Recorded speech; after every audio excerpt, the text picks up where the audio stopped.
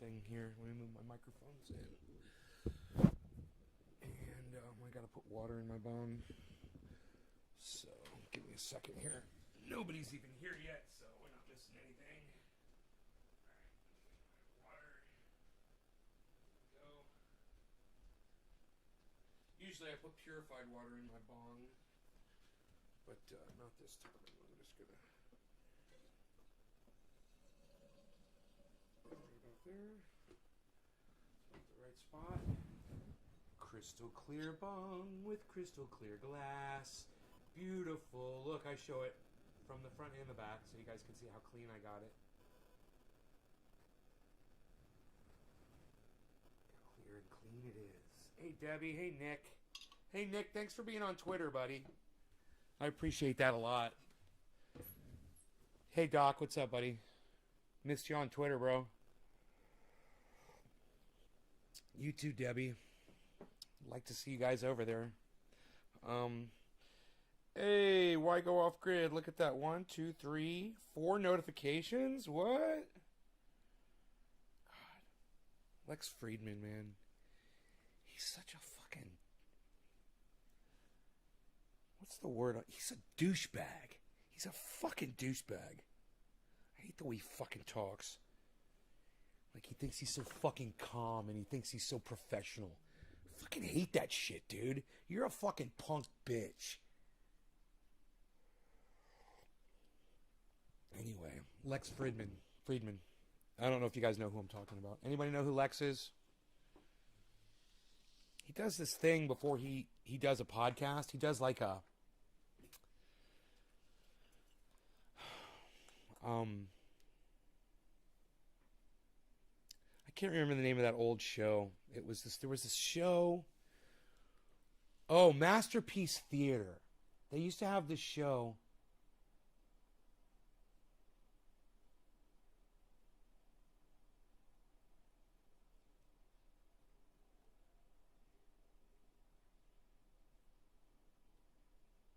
I hope I'm doing well.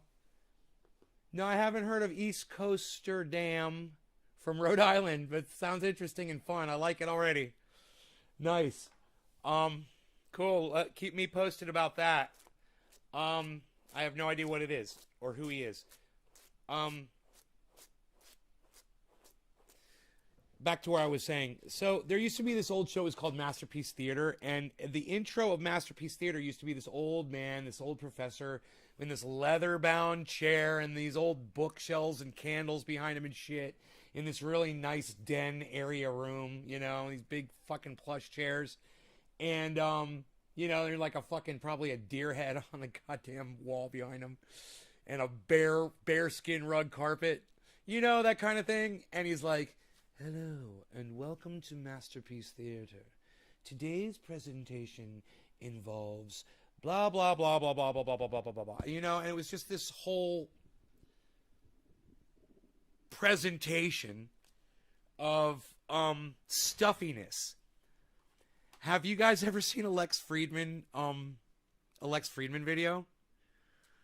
Oh my God. It is Masterpiece Theater on crack. Okay? It's fucking Masterpiece Theater on douchebaggery.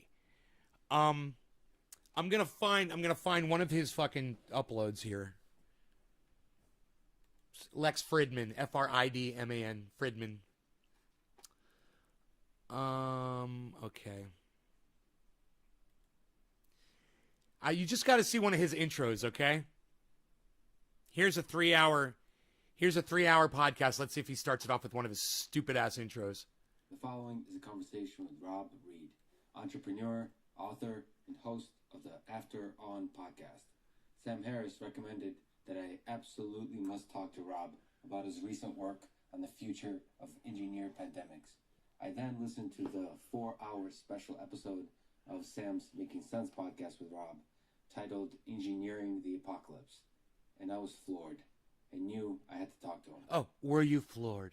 You know, that whole nonchalantedness, that nothing excites him, how cool I am in my little Men in Black tie and black jacket, and I got 40 million of these in my closet, and it's the only thing I wear. In fact, when I have sex with my wife, I wear this. You just get that idea about him. He's such a fucking douchebag. God, Lex, you're a fucking douchebag. Look at your little douchebag face. He's a fucking douchebag. Quick mention of our sponsors. Oh, shut up. That's his little masterpiece fucking bullshit theater intro, and I fucking hate it. And I don't just hate that. I hate the fact that he entertains people that believe in UFOs. You're a fucking idiot. There's no UFOs, you moron. Stop putting these idiots on your show. It makes you look like a moron. You believe in that shit. You and Sagar and Jetty, you guys are fucking idiots. He sounds dehydrated. He is dehydrated. Kai, I really like you.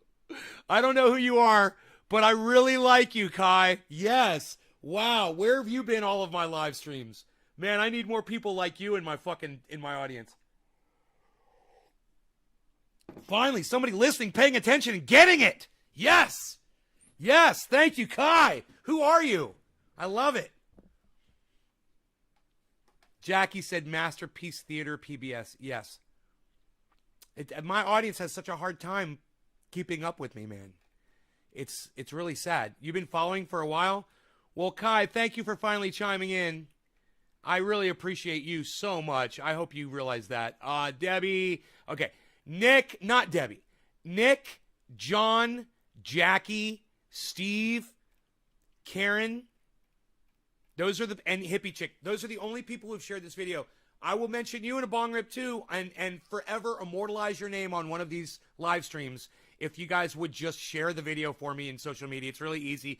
You just come back here, type a 3, a 5, or 7 to let me know that you've done so. The 3s are for Twitter and Facebook shares. The 5s are for hosting me on Twitch, and the 7s are for maxing out a tweet. If you max out a tweet, you are my gold. Twitter has me completely hidden, guys. Nobody sees me on Twitter. You guys don't. Nobody does. It was a miracle that Karen and Nick and Steve running even found me today. Because all I was doing was going across all 3 of my channels and retweeting everything that I was saying. Because I was the only person there. Nobody else is seeing me. It's not your fault. I want you to know that. They are totally hiding me from y'all. And you guys that choose to not get notifications, you're definitely not going to know when I'm tweeting. But if you would just come by and check the feed every once in a while, maybe every 10 minutes or so. But I mean, if you would just do it once a day, that would be great too. And then you could just go through and like all my stuff really fast. Anyhow, on Twitter, because none of you ever want to engage me in conversation on Twitter, a total stranger did today, which was fantastic. You guys understand that when I put tweets up and you guys will you'll pat me on my back and you'll retweet and stuff but you won't actually engage me in conversation. So it just, when someone finally on Twitter engaged me in conversation today, I was like, oh, wow, I'm having a conversation with somebody. Wow, we're talking about living off grid. How cool is this? Doesn't happen very often. You guys just want to click a button and leave. And, hey, man, that's all I ask you to do. I would just, I'm just telling you how surprising it is when I finally find somebody who will actually communicate words with me on social media. It's nice. Every 5 minutes, right, John? Or Doc, Twitter doesn't show on newsfeed. Steven, I don't understand what you're saying. Twitter doesn't show on newsfeed. I don't understand what you're trying to say. I like the topics you talk about. Well, Kai, thank you so much, Kai. I like that you are engaging me in conversation about what I'm talking about, which keeps the show going and keeps it lively and does amazing things, for my attendance. Oh, let me get this Lex fucking douchebag off my goddamn screen here. He's such an idiot.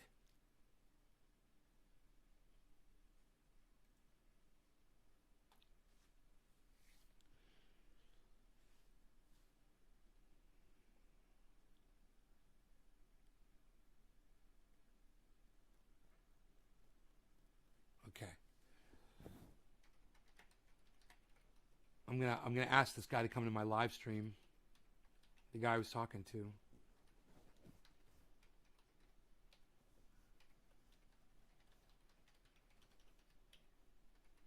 So funny. I was literally just talking about him, and now he's messaged me on Twitter. Michael, thank you. Kai, hey brother William, check this guy out. Brother William. Who's Brother William?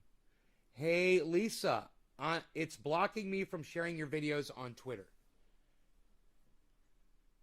How is that? How does that work exactly? What happens when you try to share one of my videos on Twitter? I don't understand, Steve.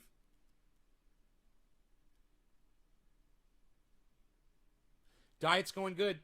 Doing really good. Sticking to it, you know. Ate a whole bunch of food today during my window. I still have an hour and a half left in my window. I'm drinking coffee with a little sweetener in it. No whipped cream. Just 1 tablespoonful of sweetener in there.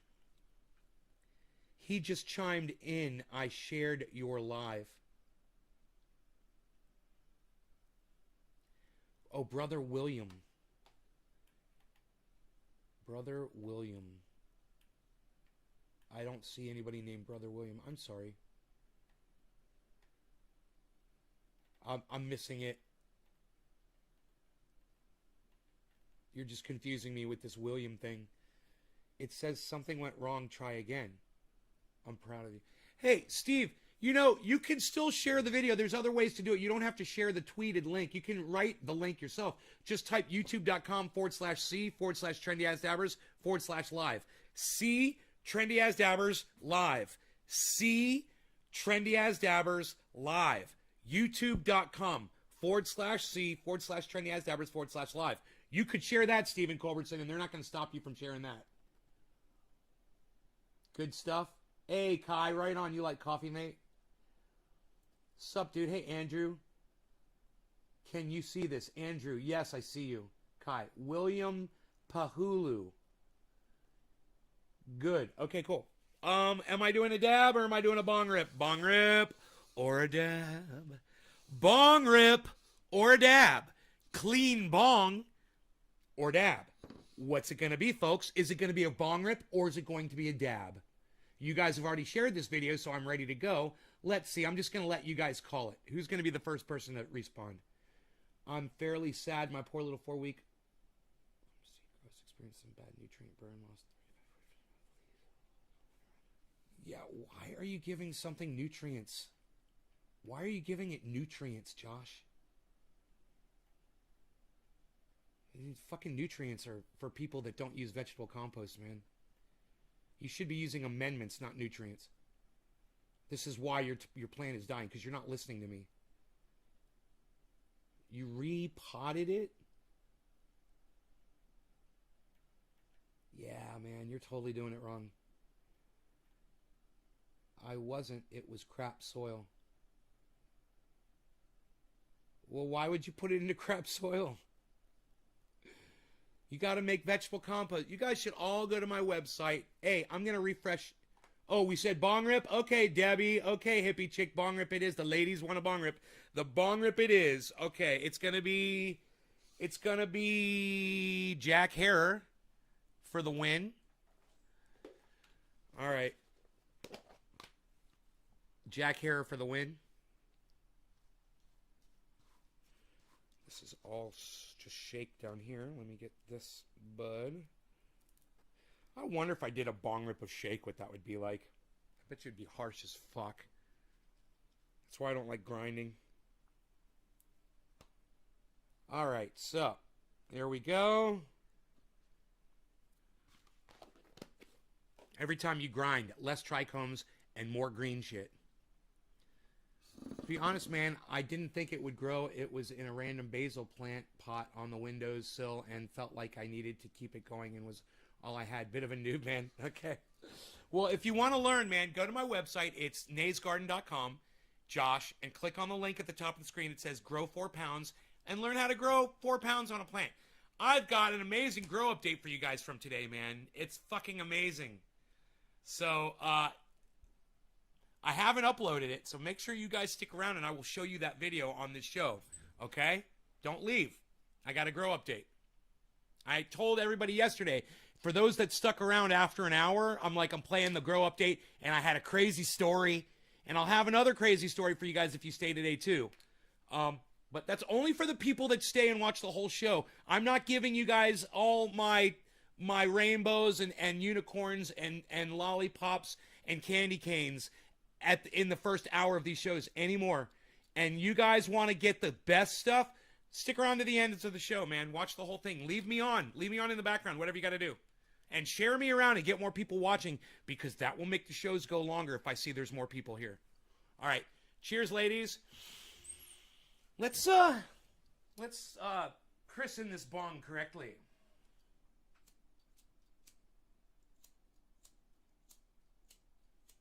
Patience. Patience.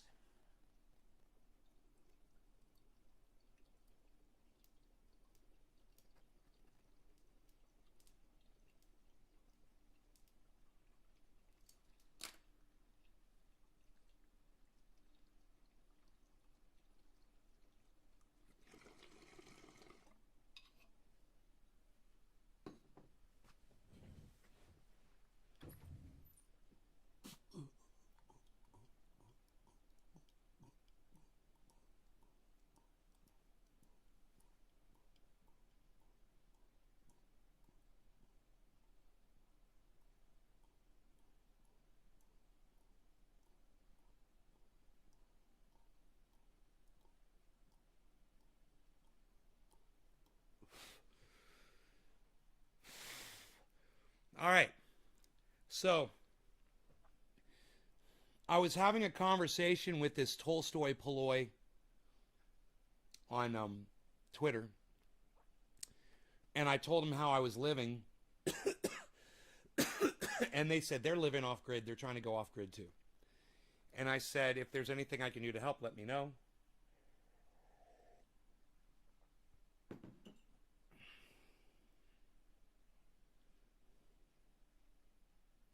You're welcome, Josh.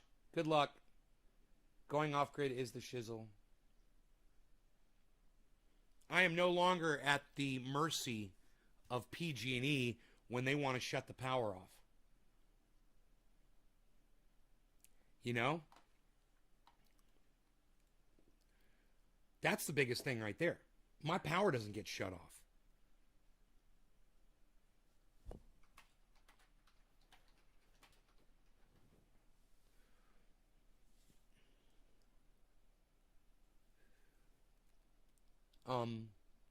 You know, if Tolstoy, if you're in the live stream, say hi to me in there so we can stop talking on Twitter and we can start talking in the chat on my live stream.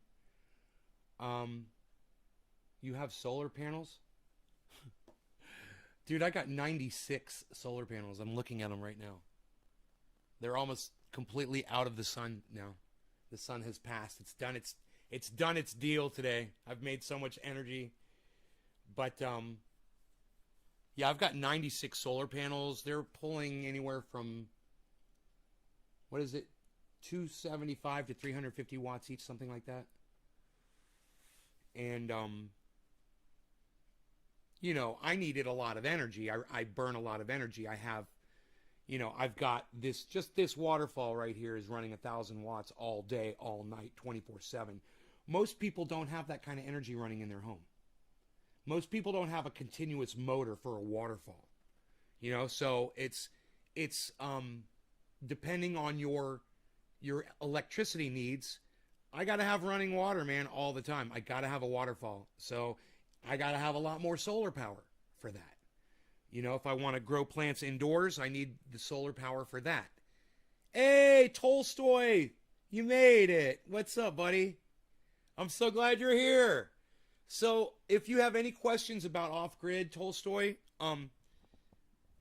you know, feel free to ask me in this live chat so that way more people hear the information and we don't just hoard it between me and you in a private message on Twitter. All right, so I'm going to go ahead. I'm going to close up Twitter. And, oh, Jen Sativa. I wonder if Jenna Sativa came in. If she did, hello, Jenna, if you're here. Welcome. I follow you on Twitter all the time. You probably know me as the nasty guy who always tells people to not call it marijuana. But there's it's so much easier when I can actually talk to people about it instead of trying to type it out on Twitter. And if Jen is here, I'd love to get into that conversation. Because she's one of the few people that did not unfollow me after hearing me say stuff like that, I'm sure. We're also watching the crypto market bounce back after a really hard crash. Ethereum's still down. Bitcoin's actually at 33.8, doing fairly well. So, Matic and Cardano are there for your grabbing, guys. $1.22 and $1.16. If you just want one coin of Matic, it'll cost you a little more than $1. Spend $10 of Matic. Go get $20 of Matic. You'll have a few coins, man. That shit goes $8,000 a coin. You're going to look me up, man. You're going to look me up and send me a check. And you should. Because I've had to just beg you guys to trust me on this thing. And I know the last few days it's been really bad. And there's going to be days when it's probably even lower and it's even worse. But remember, the days that it's soaring, I'm telling you, I'm pulling profits out. And that you guys can do that too. And you can be making money off this for the rest of your lives. And you can get lucky with it and you can get rich with it too, just for having a small investment in it. But I snagged another $1,000 of Bitcoin, and wow, it paid off. What was the title of this morning's video? I don't know what it was. I do not know what that title was. Let me know. Well, how about a dab? Do we want a dab, guys? We can even do a dab, dude. I don't know. Phil Swift here with FlexView, and oh no, it looks like you broke something there, but that's okay. We're going to fix it with Nard all-new product Flex Paste. I want to be rich. You want to be rich? Kai, I want to be comfortable. I want to be comfortable. And if being wealthy makes you comfortable, fuck yeah. It helps me being wealthy helps me being comfortable, for sure. But more than being wealthy, I want to be comfortable. I mean, I want to have all the things, like for instance, let's say I didn't have money to pay my power bill, but I had full power. That's comfortable, not wealthy, right? Let's say I didn't have money to pay my water bill, but I had all the water I ever needed coming out of my well that's powered, my well on my property that's powered by my solar power. Well, that's not wealthy, but that's comfortable. I got all the water I need. I got a jacuzzi. I got energy. I'm comfortable. I got my cannabis. I could smoke out. I'm comfortable. I got zucchinis coming out of the ground. Oops, I'm not supposed to talk about that yet. You guys make sure you stick around for today's Grow Update. You're going to fucking love it. I promise you. It's a fantastic Grow Update. Amazing things have happened in the last 24 hours out there. And if you have not been watching the show, you will get caught up today on the Grow. It's, I'm excited because everything that I've learned over the years has been paying off for this Grow. And I got in there and I did what I had to do. And I broke my back for a day or two. Maybe more, maybe like a week of backbreaking work and labor. But most people wouldn't have to do what I did. I really let my yard go. And I had to go down there with a weed eater and a blower. And you guys know the story. And I went down there and I fucked it up, man. I did it all. I killed it, man. I murdered that shit. So, now it all pays off. And today, on this show, you're going to get to see some incredible things that have happened inside that grow room. In fact,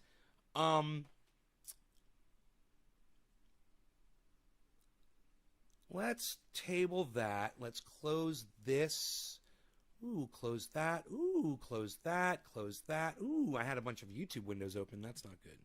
Let's open up the window to our grow so you could just get a view of it as a visual grow update. Then we're going to do this dab and we're going to get more into what we're talking about. Boy, is that beautiful. In the time it took me to take a sip of my kefefe, we now have this gorgeous picture to look at. Look at this, guys. And might I just say, look at plant number one. Would you just look at plant number one? Look at plant number one, man. Look at plant number one. You guys remember plant number one 2 weeks ago? It was just over that little fence. Look at it now. And that's not all. If you guys could see 3, 4, and 5, 4, 5, and 6. Oh man, but there's so much more, and we're not going to do the grow update right now. I wanted to bring that up there so you guys could see what's going on. It's unbelievable, right? This is unbelievable. Dude, when plants are growing an inch a day, you can literally go out there and watch them grow. You could get your chair, sit down, hang out for a few hours, and your plants have grown. You know? It's like that fast. It's crazy shit. So if you guys want to experience that kind of growth, I can answer all of your questions. It's all free. The information is free. And what you need to achieve this kind of growth is free too, for the most part, are very, very cheap, very inexpensive, but very obtainable. And if you can produce your own cannabis, then you can produce your own income, because in the future, if the whole world, if the grid were to collapse, cannabis will still have value. I promise you, people will want to get high when they can't fucking play their Xboxes anymore. They're gonna want to get high. It's gonna have value. If you could do this, you're gonna have that. And this can be chickens and eggs. This can be, some meat that one of your local farmers is raising. It can be vegetables that someone like me is growing on a massive scale. It can be toilet paper. It can be mullein that you can use as toilet paper that I have growing all over my property. Yeah. I let it grow. Most people cut them down. I'm like, well, it's toilet paper. Why would you throw good toilet paper away? What if toilet paper is no more? Well, you can wipe your ass with mullein. And you might be like, dude, what do you mean? Hey, man, what do you think fucking cowboys used to do before there was toilet paper? Before there was a fucking 7-Eleven to go get a 6-pack of toilet paper.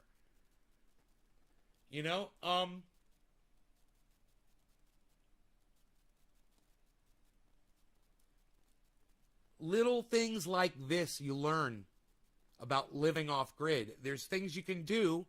I've got this raspberry bush. It's been here for 10 years. I didn't know it was a raspberry bush. It used to be covered with trees. I cut the trees down to put in solar. And within, however many years the solar's been here, the raspberry started to bloom. So now I've got fruit. I'm thinking about putting an orchard in my front yard, but I'm going to purchase the trees before I dig the holes. Because I'm like, I'm not digging holes in my yard, just having these fucking holes here without having the trees first. So that's something else I'm going to do. Orchard. So many things to discuss about living off grid. But you guys, if you have questions, now would be the time, because I'm going to fire up a dab. While I'm firing up a dab, if you've got a question about living off grid, growing cannabis, growing vegetables, or whatever, we've got sunlight coming through the window. Perfect for smoke rings. Are you guys ready? Sandy Smith shared this, and everybody else who is sharing this video. Kat Stoops, thank you, Kat. Nice new image there of your avatar. I can see that's beautiful. Can see your face. And the rest of you know who you are, who've already shared this video. I had to refresh the chat. Thank you guys for sharing this video on social media. That's what brings more people here and makes it happen. It's really frustrating for me. If you guys want to help alleviate some of my frustration, please download the Twitter app onto your smartphones, or just get on your computers, your tablets, or whatever, and go to twitter.com. Man, you guys could help out so much. You guys have no idea how much of a voice. You could amplify me, man. And this kind of information that I put out, whether we're talking about off-grid cannabis growing, the medicine that we make from the cannabis that's great for so much pain and itching and everything, make it available to more people. You know, make it more popular, and it'll make me want to do this more for sure. All right, you guys, thank you so much. No law regarding cannabis. Cheers.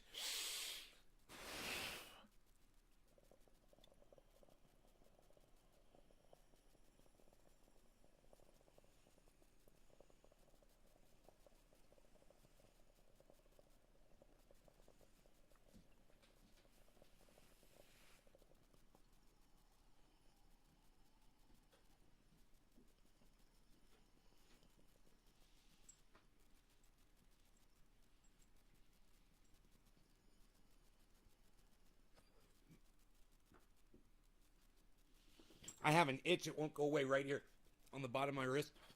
Here, let's blow some smoke rings.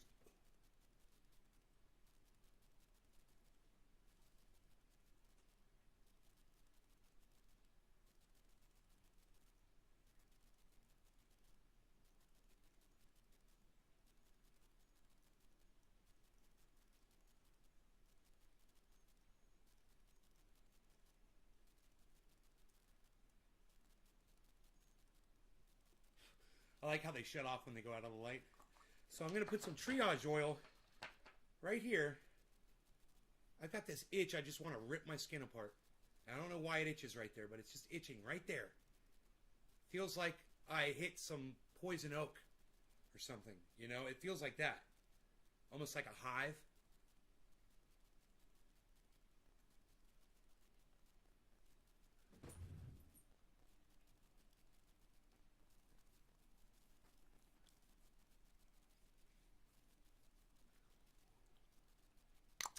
Let's blow some more smoke rings, shall we? Once again, I'm going to ask you guys, please, do you have any questions about living off grid, going off grid, the costs, what it takes, how to grow, how to sustain? Do you have to kill animals to do it?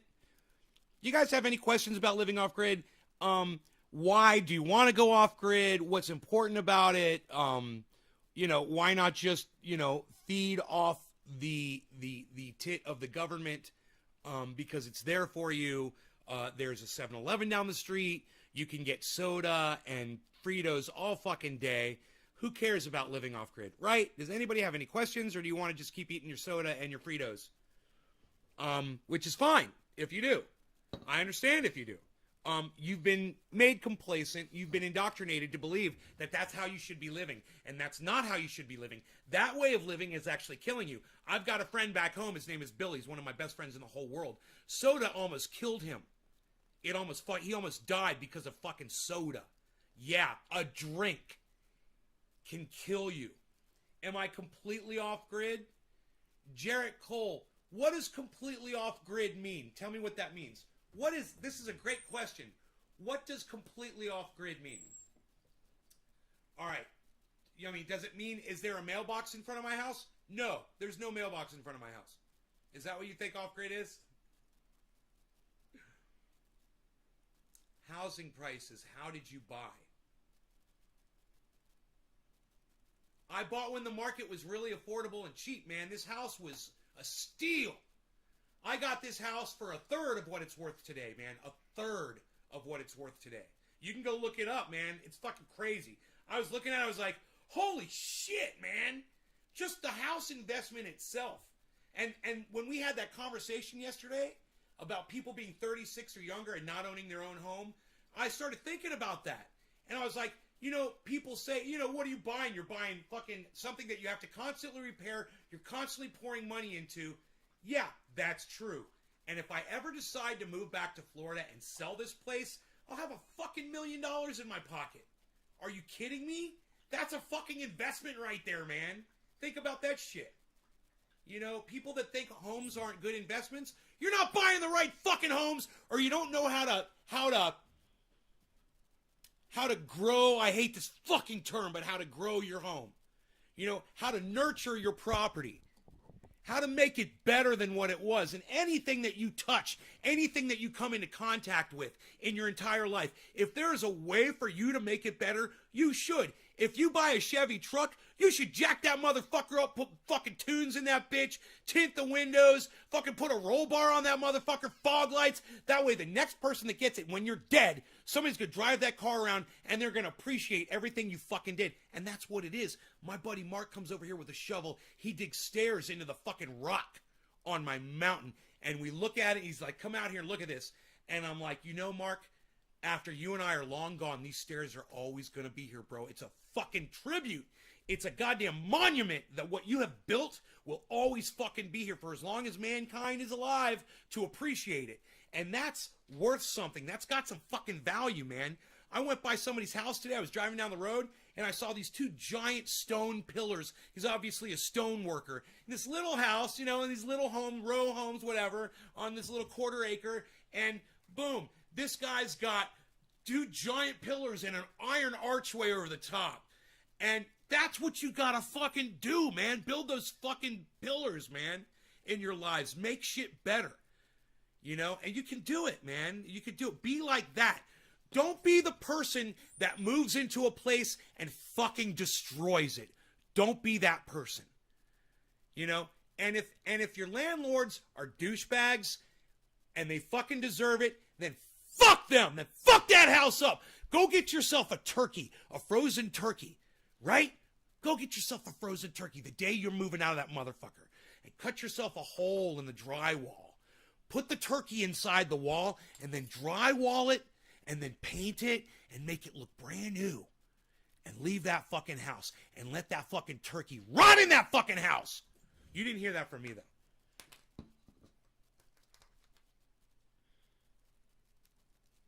though. They'll be like wondering, where the fuck is that stench coming from? Where is that stench coming from? And the thing about a rotten turkey is, over time it will eventually decay, it will go away, and it'll stop smelling. But for a while, man, you're gonna know that somebody's really not appreciating that. Man, I think it's time for a new one. I do not any longer have the patience. Where, oh, where are you tonight? Why did you leave me here all alone? I searched the world over and thought I found a lighter. You let another and you was gone. Cheers, everybody.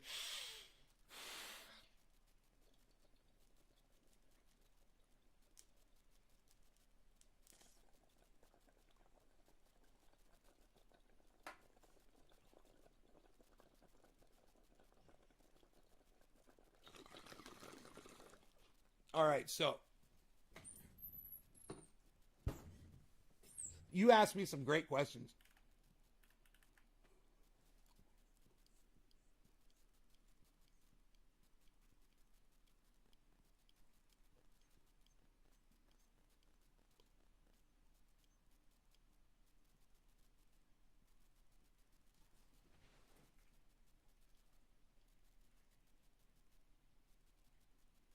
I got the door wide open too.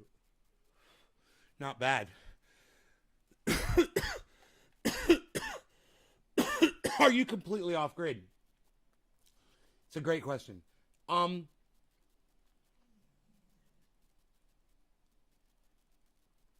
No, I wouldn't say that I am. But then again, I don't think I know what the definition of off grid is. So let me find out.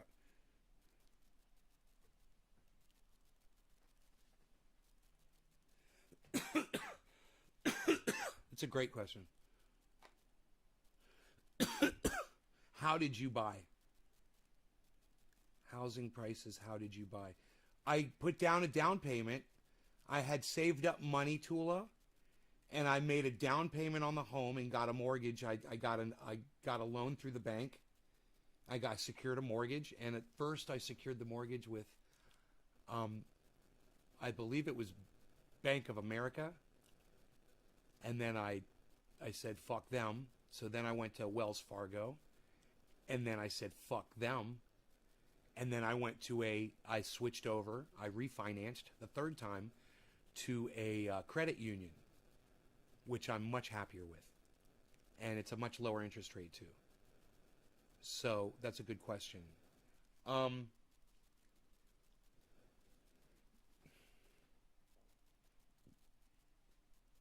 Okay, Google. Off-grid definition.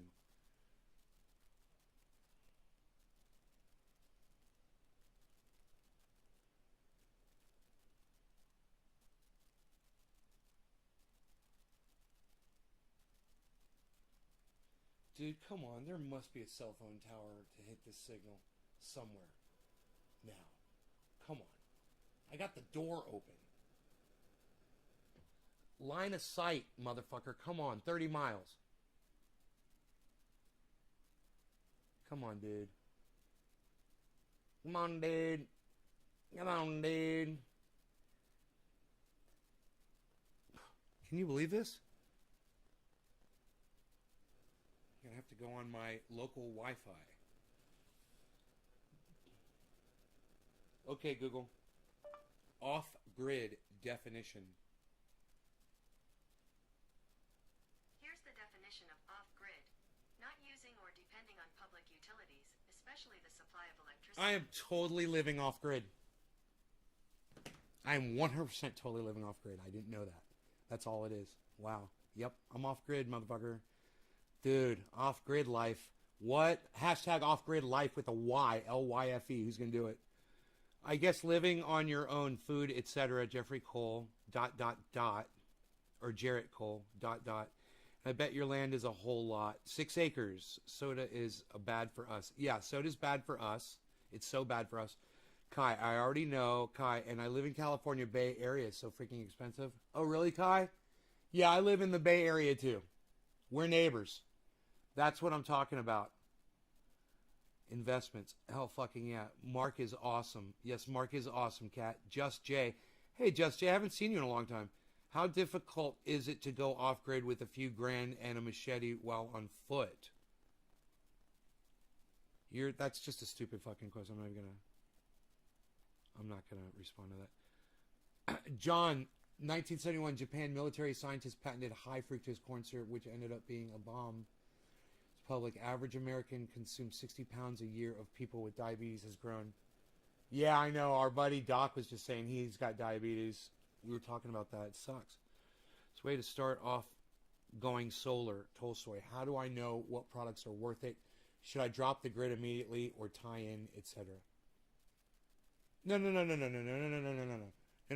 Do what you can do. You do it in parts. Do it in sections. You build your off-grid just like I did. You make sure that you're doing a system that is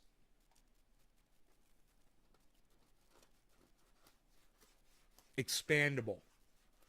Make sure that you're building a system that is compatible with all other. Don't buy Tesla. You know, that guy goes out of his way. He literally has patents to literally subvert having cross-platform with his name brand. He's the biggest douchebag monster on the planet. And people don't know that about Elon Musk. Basically, that's what his contribution to Tesla is going in there and making their product so nobody else can interact with it. It's douchebaggery at its finest. So you want to go with equipment that is cross-platformable. So, like, the first system I bought was a brand that I no longer use, but I made sure that when I got it, I wanted to make sure it would be compatible with anything else. And my solar guy said, no matter what you want to do, he said, this will be compatible with anything else that you do. So my first thing, I didn't have inverters. My inverters were actually on the solar panels. They were individual inverters. Every solar panel had its own inverter. It goes right into the fucking, and you can start with a little system like that. So where you don't have an inverter on the wall, it's actually underneath the solar panel. It's a little plastic cased electronic device inverter. It will convert that solar power right there to what your fuse box will use. Right? So, you could start with something like that, and then you can go to a system that is bigger and will require its own inverters, and you can literally pair that up with that system, and it'll all work together flawlessly, beautifully. Once the, if you're using software like I am, and you don't need to have a software-based system, but mine is really technical, because I've got a cross-platform system. It's AC/DC, right, which is a new thing. And because of the way we built it, we started with one, and when we added more of the other. We started with the system that had the inverters underneath each panel. It had 32 inverters. I know that sounds expensive when you can literally just get one inverter for 32 panels, right?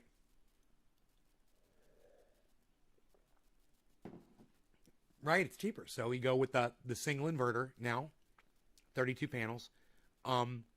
32 panels will give you, in full sunlight from dusk till dawn, if you have full sunlight, if you don't have tall trees right there blocking the sun half the day or whatever,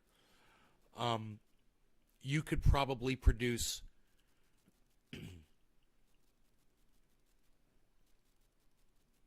enough power. I'd say you definitely produce enough power for your entire cabin out there and everything that you would need all day, all year round. And I wouldn't even be surprised if during snowy, rain, whatever, you have a backup battery, a single battery. Or you can use a bunch of car batteries. There's all kinds of different setups and systems, and there's costs and things. There's so many different ways to do it. And so make sure you go on YouTube, go watch videos of low-cost solar, right? There's going to be all kinds of information out there. And if you want to get connected with a company that does this, the company I use that I recommend that you guys look into using is called Solark. And they're great. They're great customer service. They supply me with my inverters. And hey, Chris, what's up? Their inverters are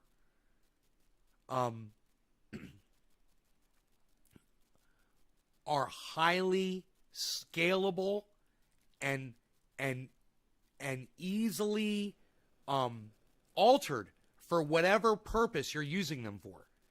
They're very, and over the phone they can tell you what to do to alter them and to do. There's all kinds of things.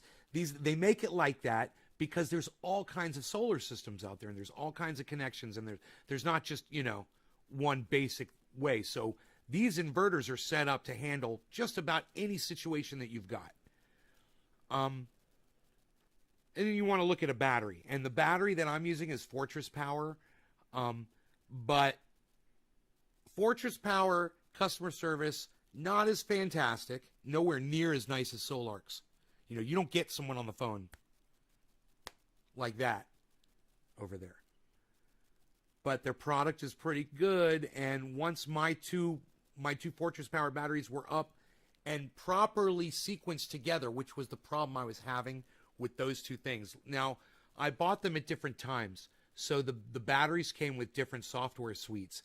Now, you might think software makes it easy. They can all communicate, blah, blah, blah. Well, it can also work against you. So it did for me. One of my batteries had a specific software setup. The other one had an upgraded version of that software. They were not compatible. I was having issues accessing both batteries, and this was going on for a while. I was having shutdowns. My battery wouldn't last throughout the whole night. I was having to be conservative with my energy, just so it might, at 8 o'clock, 9 o'clock in the morning when the sun starts hitting my panels and I start powering up again, I still have battery power left, up until that point. What's up, Greg? How's it going, brother? What's up with the coinages? I can tell you right now. Bitcoin's at 33.8. It's looking okay. It's on its way up. It's moved up and it's hanging out. It's looking really good. A good recovery. Ethereum just hit $2,000. Cardano's at $1.24, exploding. And Matic is down at $1.17. But these are all exploding right now. Everything is going up, up, up, up, up. Boy, oh boy. You know, we were at negative. Remember, we were at negative 35% earlier, guys, on just about the whole market. And now we are seeing plus 10 comp, plus 9 ZEC, plus 8 Chili's. Chili's, baby back ribs, get in me belly. Baby back, baby back, baby back, baby back, get in me belly. Get in me belly. Look at all this green, guys. Look at this. Bitcoin's 33.8. Look, everything's plus, plus, plus, plus, plus. And now the minuses aren't even that bad. They're not even that low. There's just ERN is at negative 4s and up, baby. This is a healthy market right now. It's looking fantastic. I have a feeling there's going to be a lot of people buying in the next few minutes. And we're going to see a huge snapback of the market. Man, for a meal today, I made myself 2 sausages, apple. They're turkey or chicken sausages with they're apple flavored, apple and something. I sauteed some onion. I put Dijon mustard and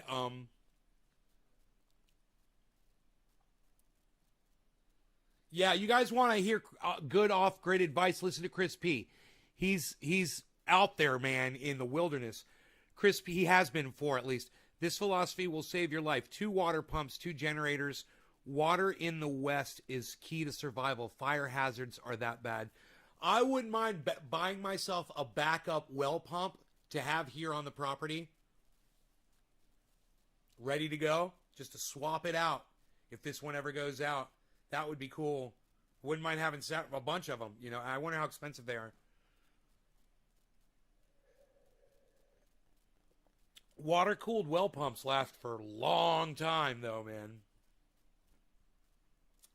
So, I took a picture. Look, I got all kinds of shit for you guys that are going to wait till the end of the show. I've got amazing shit.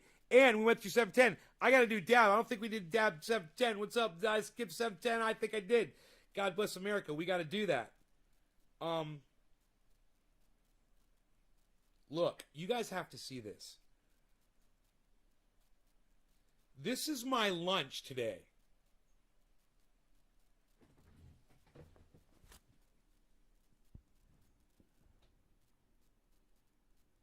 And when you saute the onions, you don't get onion breath.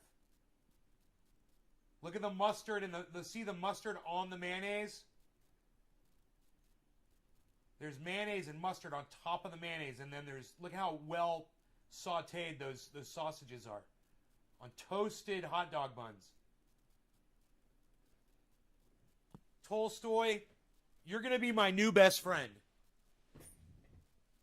You know that? We had such a nice conversation on Twitter. I can't even get my own Tolstoy. I can't even get my own audience members to have a regular conversation with me like you just had with me on Twitter today. They'll go on Twitter, they support the fuck out of me, and they're like, yeah, Nay, we really like what you said, and blah, blah, blah, blah, but they won't, read the tweet and tell me what you think about it. How about you do that? Like Tolstoy did. Tolstoy, you could blow up my Twitter feed. Just you and I engaging in conversation about stuff. You know? God. All right, so I got a video for you guys. I got a video for you guys from the Grow. You guys stick around. Listen, I know there's a lot of people right now that are leaving this show. They're going to miss out. You're going to miss out on the best, guaranteed, the best Grow update yet this year. They're going to miss out. And you guys that stay and watch the show, you're going to get to see it. But I'm not ready to show you the video yet. So I'm going to put this away. And I'm going to sip my coffee. And I'm going to do another dab. I was taught by my Jewish friend, bacon on a hot dog, a little burnt, absolutely amazing. Dude, Chris, bacon on anything is absolutely amazing. Your Jewish friend. It's so funny. Oh.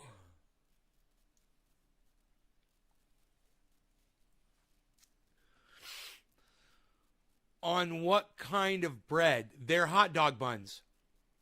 It's a white, like a white hot dog bun that you would just buy, you know, a 12 pack of at the store, just kind of white and kind of golden on the outside, split open already, you know, and you just pull them apart, throw them in the toaster for 4 minutes. You get them to finish right when the sausages are finishing up. Put the mustard and the mayo on there, throw that on, and I sauteed the onions after. Took the dogs out, put the onions in, was done sauteing the onions in 5 minutes. Threw the onion, it wasn't even 5 minutes. And I threw those onions on there, and the hot dog had cooled just perfectly. It was just, oh my God, it wasn't a hot dog. It's a turkey or a chicken sausage, apple something. I'm trying to think of the other flavor, something apple. Apple something. Sausage. What goes with apple, guys? I'm half French. Chris is half French. Monsieur, miss some matzo ball soup. Yeah, me too. My family, my mom used to make some mean-ass, bomb-ass matzo ball soup. It's true. We put bacon on everything, and cloves too. Cloves are key to cooking. You know, I could call my mother on the phone. Mother, I gotta know how to make the matzo ball soup. Ugh, I called my doctor. I called my lawyer. Now I'm calling my mother. Mother. What goes with the apples and cinnamon? Apples and something. I mean cinnamon. What? God, I am so high. What goes with apples in sausage? Apple and something sausage. What would it be?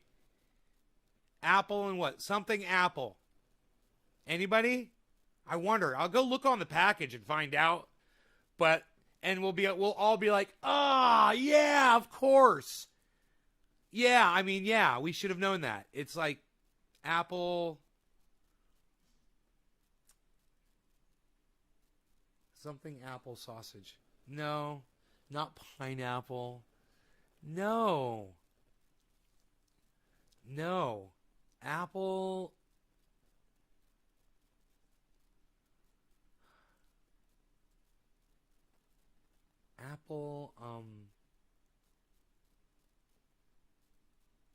The other ones have like cheeses in them and stuff. No, and this one I don't think it had cheese. Not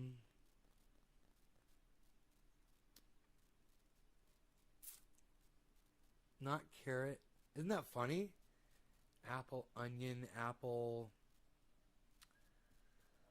Apple bacon. Apple.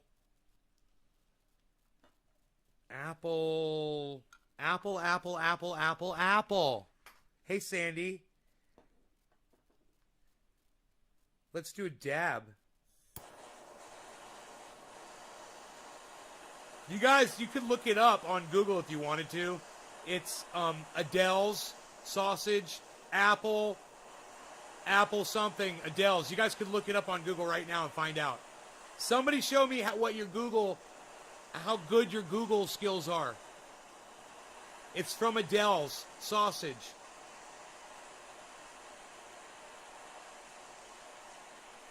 Chutney. Go look. I want you guys to Google it. While I'm doing this dab, I want somebody to Google it. Maybe it just says chicken and apple sausage. Maybe it just says chicken and apple sausage. Sandy Smith and the rest of you that are sharing this on social media, thank you guys so much. It's the only way this gets out. Cheers.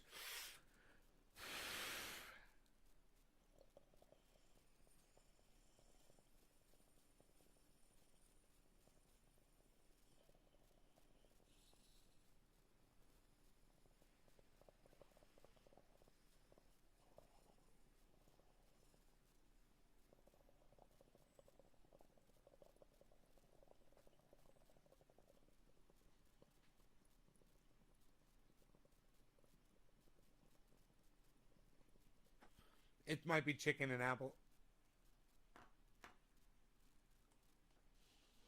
It's chicken apple.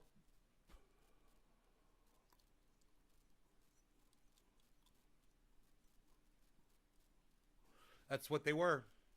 Chicken apple. Isn't that funny? I even thought of that before you guys said it.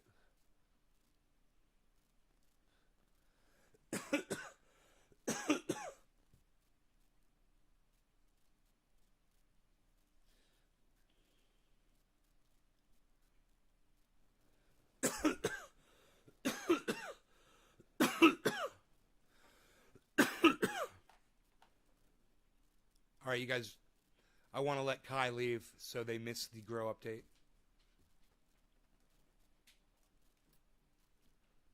I told you people to stay. You guys want to leave before I even roll the video. Unreal.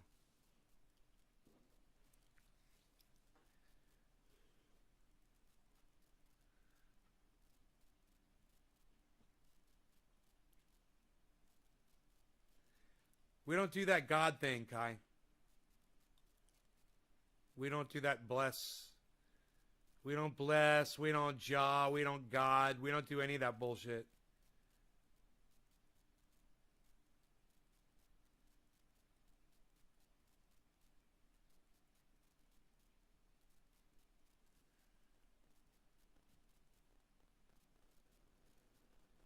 Just leave. Just leave so I can play my video for everybody else. Cool. I think they left. Good.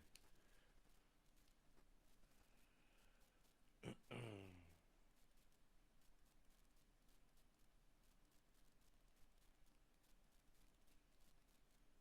guys, I'm out here in the grow again.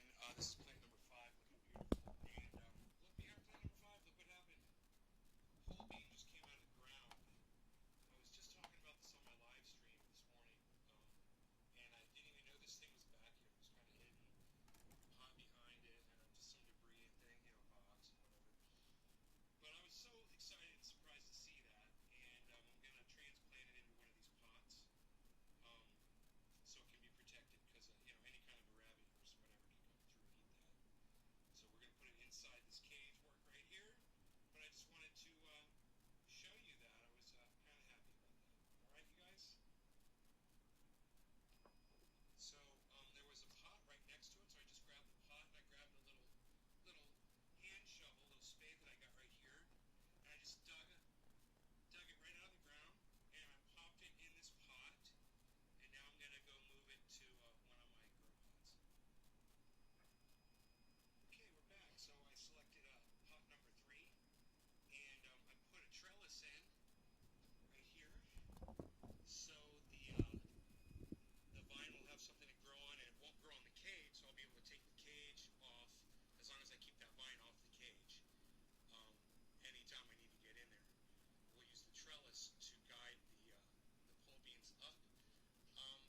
It should be a fun little journey for that plant. I'm going to go ahead and water it in.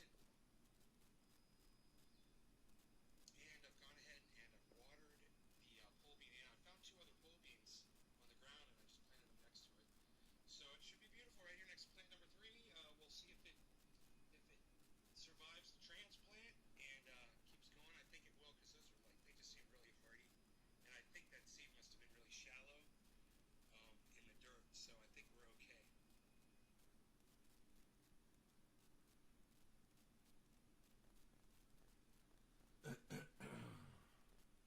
As promised, there's your grow update. Pole beans, yeah, string beans, yep, same thing. Hey, bees. He keeps beesling. He keeps beesling down the road. We call him the bees. So I found, now that you saw the video, and you couldn't hear the audio, I'm sure, but I found a pole bean growing outside one of my pots, which is absolutely normal because the pot was overflowing sometimes over the last few years, and there was really good soil, just kept flowing out onto the ground right there. And there were pole beans, and, you know, some of them died and they fall in the ground, and this is nature. This is how it works. And it literally nature happening inside my grow tent, literally inside that grow house out there, the greenhouse. And it's happening just like it would out in nature, you know, where something dies, it decays, the seeds are exposed, they go down in the ground, water hits them, they start sprouting. This isn't that you haven't seen. Wow, people are left. I haven't even finished the grow update yet. Huh. Okay, cool. Anybody else want to leave before I'm done? I can't believe how many people left this grow update. I'm going to report the rest of it via talking instead of showing you, but people are leaving. You guys want to hear the rest? The guys that are still here. It's good. You're going to like it. So, as you saw, I found 2 more pole beans on the ground. They're white. They look like Tic Tacs, man. They're super white. They must be UFOs.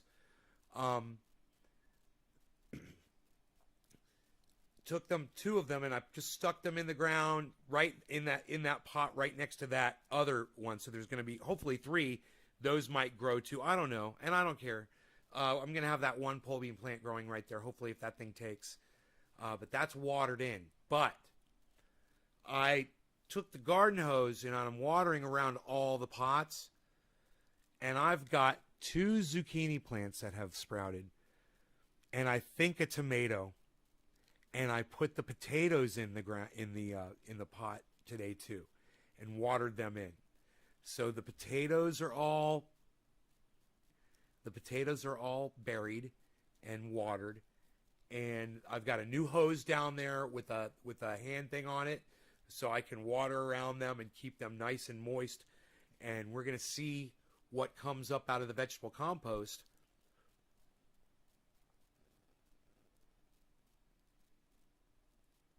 Made to the top of a mountain on Saturday, the first time out in a long time. Life is so beautiful. I look down on my property and the burnt trees and destruction. It's green now. Nice, Chris.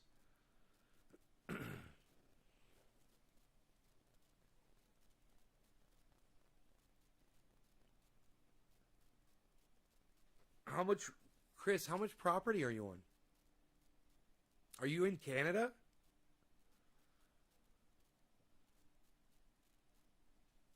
Are you in Canada, eh? Take off, eh? Are you in Canada, eh? Take off, eh? Okay, the prices have stabilized right here. So I'm going to go ahead and close off that. And I'm going to bring this back in. So you can see that it has grown since we saw it before. Can we see the waterfall? Okay, we could go like this. I think we're good, right?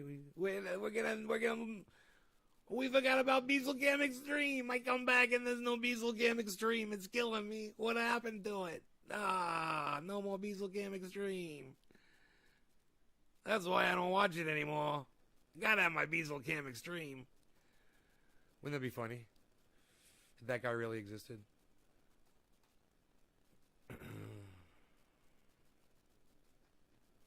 Hey man, that's everything right there. You get to see the fake award. You get to see the glass. You get to see the coins. You get to see the Jimmy Dore envelope. You get to see the moon and the obsidian ball, the mug. You get to see all of that, and you get to see the grow, and you get to see the bees, and you get to see the bong.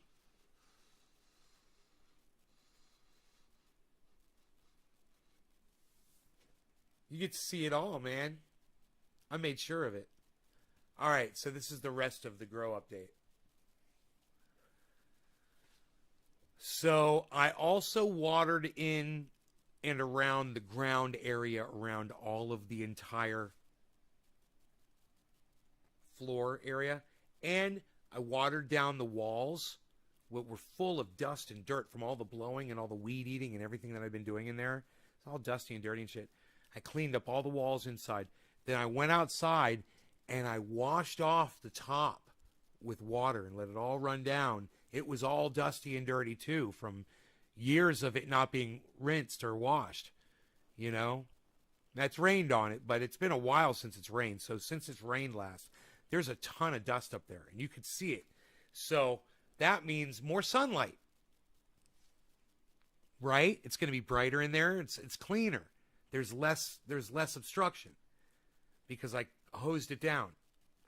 I also went around the outside and I hosed all that down, so it's nice, getting nice and hard out there, and I'm going to be able to do that all the time. And the more you hose stuff down, like a sandy area like that, the more it solidifies and becomes like cement. So I hosed down the stairs, everything. Rocks, the foxtails, where all the dead foxtails are, you know, to suppress them so they don't get caught up in the wind and shit. It'll be interesting to go down there right now, you know, just to kind of check in with it and see how everything's doing. I'm telling you guys that plants 4, 5, and 6, Mark's plants, are fucking huge. His are way bigger than mine, man. Way bigger. My plant number 1 is probably the biggest of my 3. All 3 of his are bigger than plant number 1. They're looking great, and he doesn't even know it. He still hasn't been out to see. Get away from my coffee, you little motherfucker. Fuck you. What time is it? Yeah, I still got time. I can still consume food up until 8 o'clock. I'm doing fasting, so it's easy. I thought it was going to be hard. There are times when you get hungry, but it's okay. You can do it. Just go find yourself something to do, you know? And that's all. So, I am only eating for 8 hours, but in an 8-hour window every day. That's my fast. And then 16 hours, no food. I can drink water. I could have coffee with no sweetener, no creamer in it. I could have just straight black coffee. I could have iced coffee. I could have hot coffee. I could have iced tea with no sugar, or hot tea, no sugar, or water. Basically, that's it. For 16 hours, and your body eventually will start burning fat that you've got that won't, like stubborn belly fat that won't go away.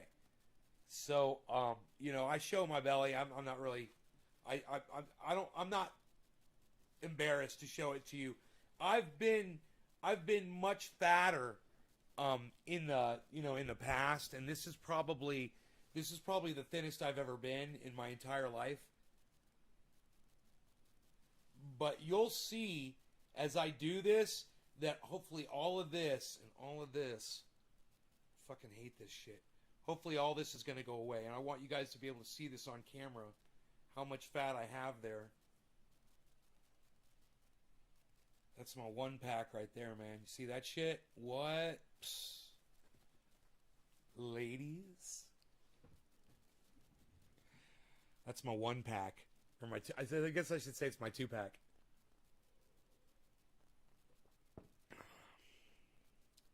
Yeah, and plus I've made up these new exercises that really help me a lot, as far as burning this area, focusing on this area. Bro, it's this exercise right here where I look, I'm trying to do it so I have to look forward.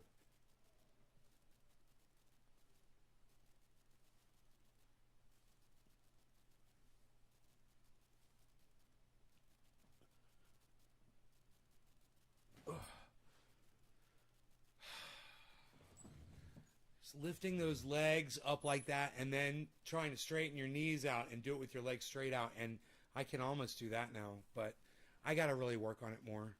I got to work on it more. I'll work my way up to it, you know.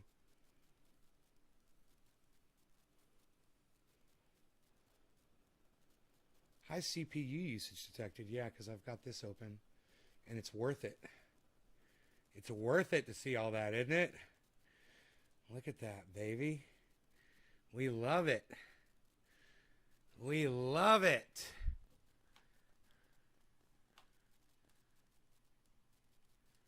You can see the whole thing right there. There we go. Look at that.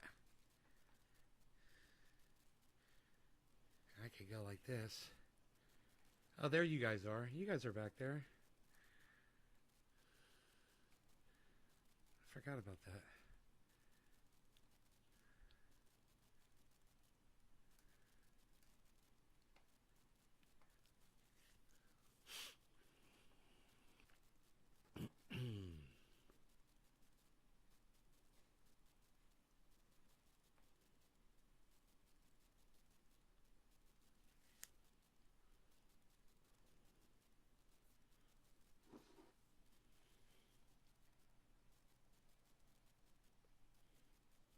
If I stole somebody else's wave to fly up, if I rose up with the avenue behind me. I have the beginnings of a solid six-pack. All your hard work appears to be paying off. You look sexy. Oh, thanks. Thanks. Thanks. I'll work on it. I'll keep working on it. Some kind of verb. Something unseen. A hand is motioning. To rise, to rise, to rise. Too fat, you must cut lean. You gotta take the elevator to the mezzanine. Chump, change, and it's on. Super bon, super bon, super bon. Too fat, you must cut lean. You gotta take the elevator to the mezzanine. Chump, change, and it's on. Super bon, super bon. That's me, super bon. And it's on. I gotta take the elevator to the mezzanine? Nah, dog. I'm taking the goddamn stairs. I'm taking the stairs. That ain't gonna be me. Boom, boom, boom, bow, bow, bow, bow, bow, bow, bow, bow. That should be everybody's workout song.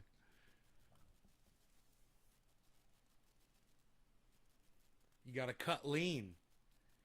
You're too fat. You must cut lean. I love that. You're too fat. You must cut lean. You gotta take the elevator to the mezzanine. Jump. Change, so it's on. Super bon, super bon. You're sitting there eating your super bonbons. And for me, it was Oreos. But, you know, I ate Oreos thinking that as long as I was maintaining my weight where it was, that I was okay, man, you know? I went from eating, let's say, 8 Oreos a day. 2 times a day, I would eat like 4 Oreos and maybe 3 or 4 Oreos. Maybe twice a day. And usually probably more like once a day, but twice a day, yeah, for sure. With chocolate milk, with ice cream, and with whipped cream, all at the same time. I used to do that almost after every breakfast. I like to do that in the morning because I thought I could burn the sugar off throughout the day. That's what I was kind of rationalizing with myself. And you know, I had one Oreo cookie the other day. It was yesterday. It was during I was able to eat my 8 hours, you know, and I was like, fuck, I'm going to have some ice cream, man. I still got 15 minutes right now. I could totally have ice cream right now. Will I? Too fat, you must cut lean. You gotta take the elevator to the mezzanine. Chomp, change, and it's on. Super bon, super bon, super bon. Too fat, you must cut lean. You gotta take the elevator to the mezzanine. Jump, change, and it's on. Super bon, super bon, super bon. Bow, bow, bow, bow, bow, bow, bow, bow, bow, bow, bow. Not only is it Ben and Jerry's, but it's Ben and Jerry's tiramisu, which is 370 calories per serving.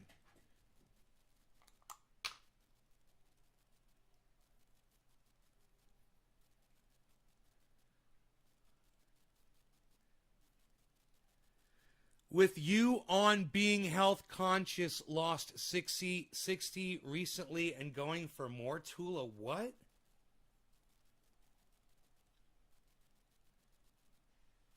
Trump from Israel must be 10 years now.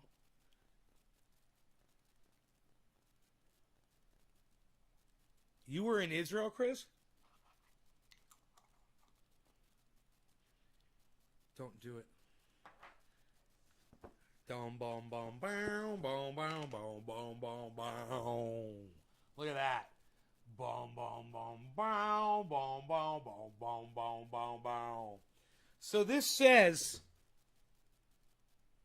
if you eat the whole container, it's 1,110. If you eat the whole container. If you eat a serving, which is a third of this, it's 370 calories. If I have tiramisu, look at this. Look at that.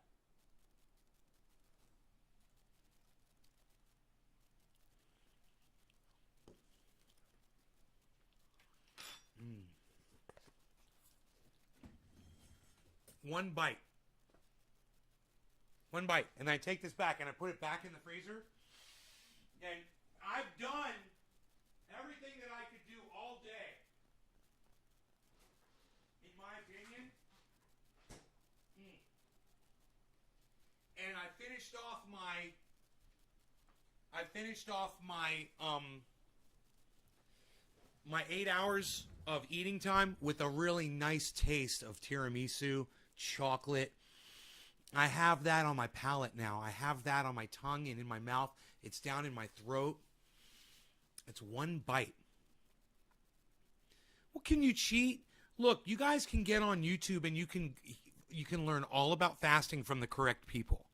Look, I am not an expert on health or anything like that. It's dangerous enough that I'm giving you guys financial advice on here.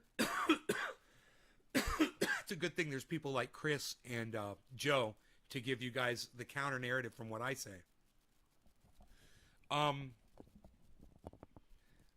But I digress. The last thing you guys need to be getting from me is health advice. So, if you want to learn how to fast correctly, the way I do it is what I learned on YouTube by just watching a multitude of videos. And I'm still watching them because I want to learn how to exercise the right way too. There's also a way to come off your fast. You're supposed to drink water. You're supposed to drink water the whole time you're fasting. Drink lots of water. Always be drinking lots of water throughout all of this. As much, they'll tell you how much water you're supposed to drink, but as much water as you feel like you can handle. This is insane. How dare you, says Chris. One bite. Really? Does that bother you guys that I took one bite? It was delicious. And yet I didn't have 3 or 4 Oreo cookies with whipped cream and ice cream on a spoon all together. This is what I do. No.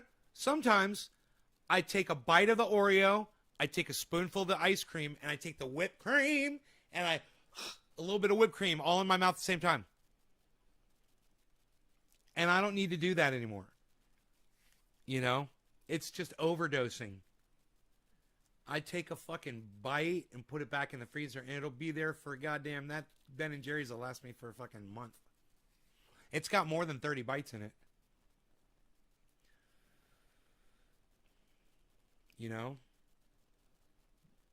But it's not about self-control. Self-control would have been not eating any of it. It's more about getting that flavor in there so I don't feel like I've been robbed of my normal eating habits, which are to fucking pig out on that stuff. And it tasted really nice. It was really good. And after the show, I'm going to go eat that whole fucking thing. No, I'm kidding. I'm going to eat the whole thing. I'm going to sit here. I'm going to smoke. I'm going to eat the whole thing. 1,110 calories, it said. And I'm thinking to myself, I could do that. I could do 1,000 calories. Yeah, okay. I'll run around the house 50 times. I could justify it.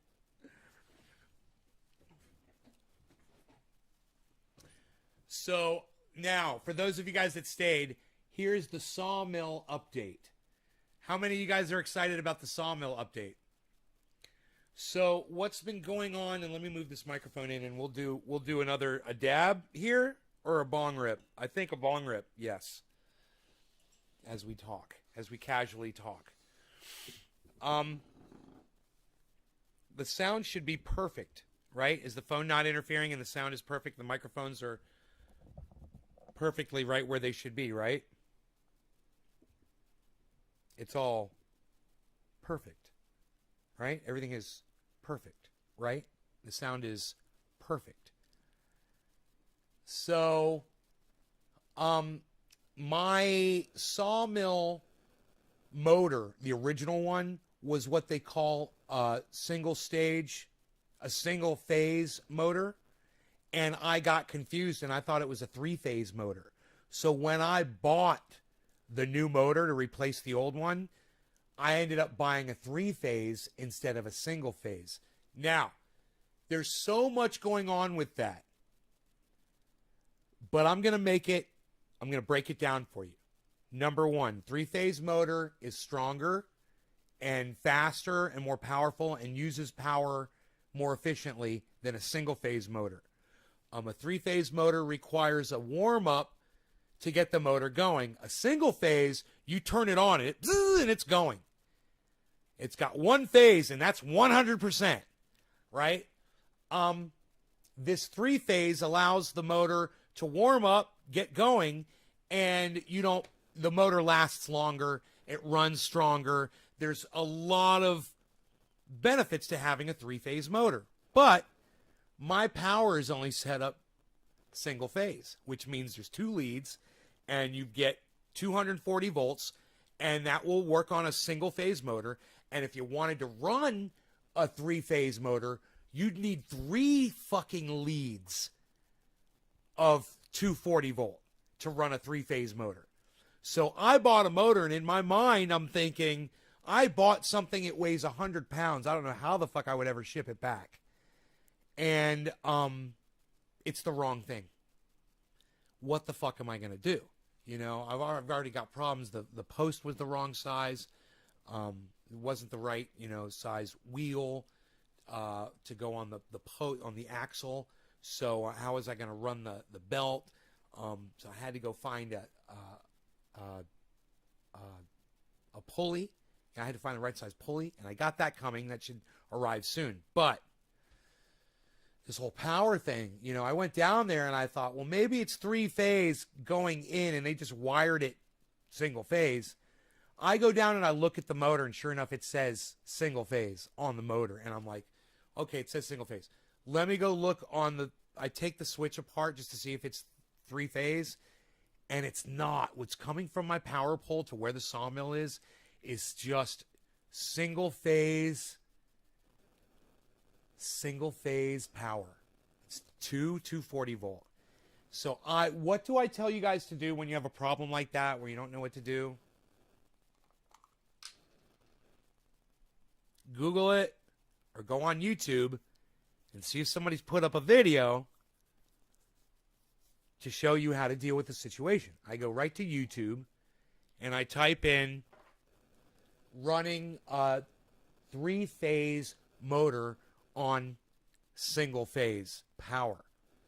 There's a device that you purchase for $85, and it's this box. It's 4x5 by 7, right?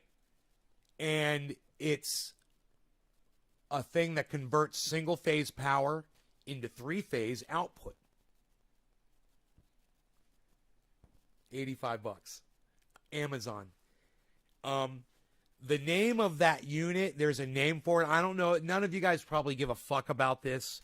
But if somebody is watching that is doing something with a motor and you guys want to know something about this electric motor thing, 3-phase, single phase thing, real easily, the name of that device, it's called a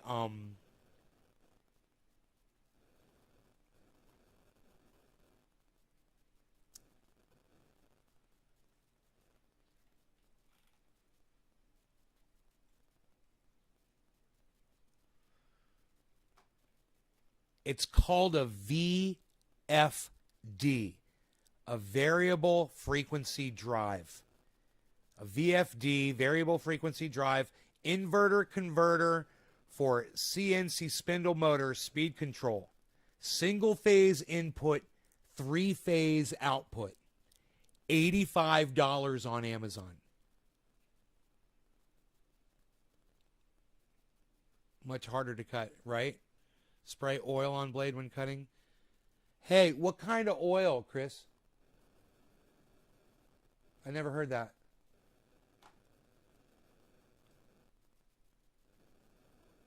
Variable frequency drive. It's a cool looking thing, and you know what's really cool about it is it's got all these different settings on it, so you can tailor it to whatever your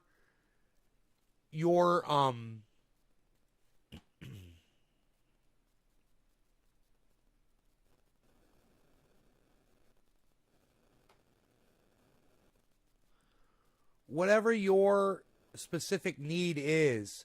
There's the unit right there. That's what it looks like. And the face, the bottom of that opens up. It flips up, and all the little switches are in there. And I got a little outside thing because it's going to be outside. So I got a thing that's going to fit into. That's an outside weather resistant. It's a waterproof box that will be inside of. It's going to be a fun little project to wire it up. Yeah, I got pine, bro. We're cutting pine and Douglas fir. It's all softwood.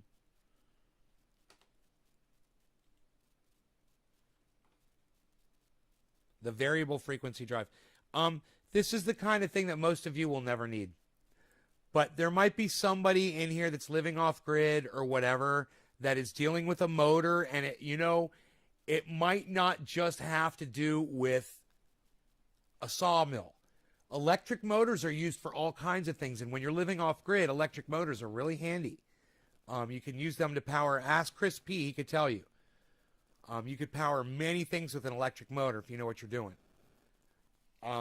There's all kinds of cool stuff on YouTube where people use washing machine motors, and other things like that to create. Or you can actually use a motor in like a water with paddles on it, and the motor will create energy as the water powers the paddles. You could create a generator like that. You like Douglas fir? FIR, right?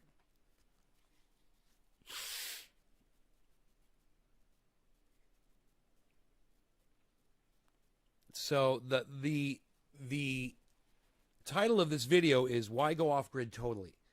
The answer is when you're dealing with a company like PG&E, you're never at their mercy ever again.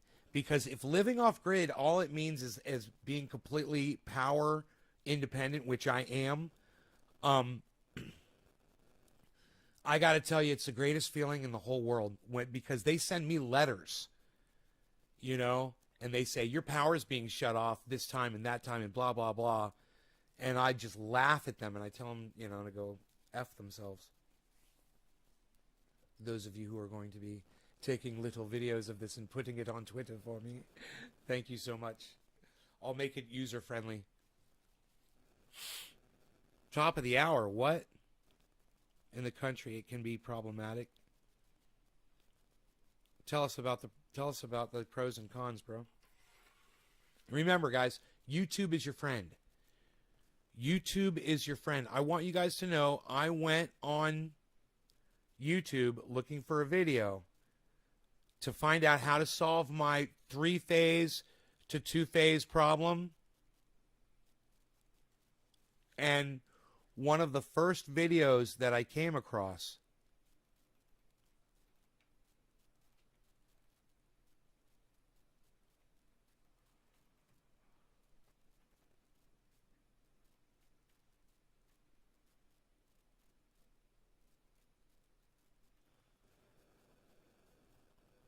it's funny, it is.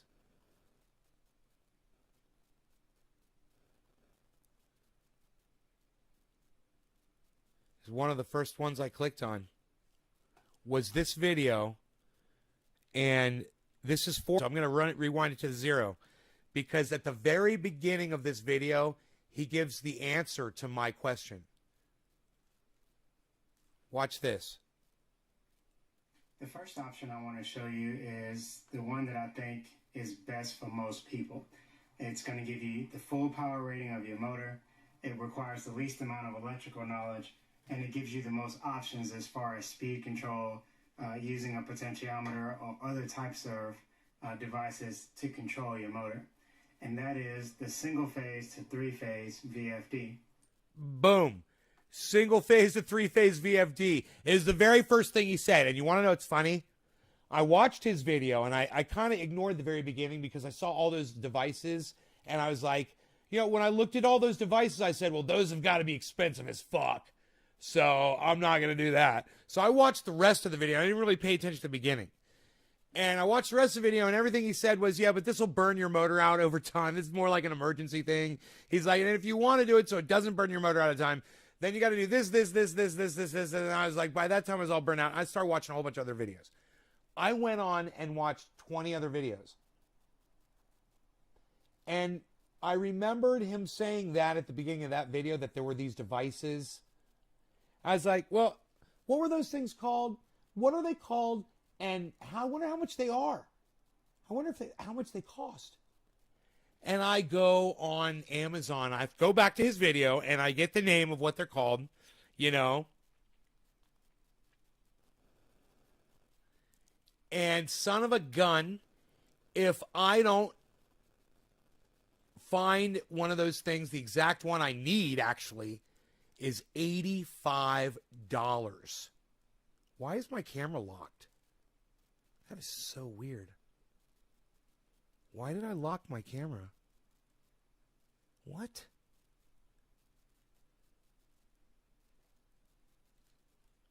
Oh. Oh, that's stupid. Okay. Huh, that was weird. Get the waterfall in there.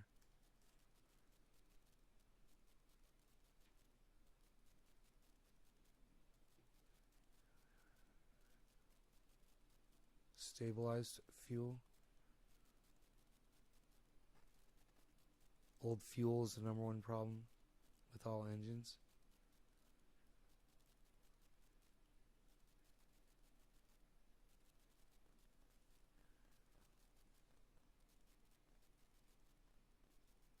Years without gunk problems. Always use fuels without alcohol. Hey, Billy, what's up?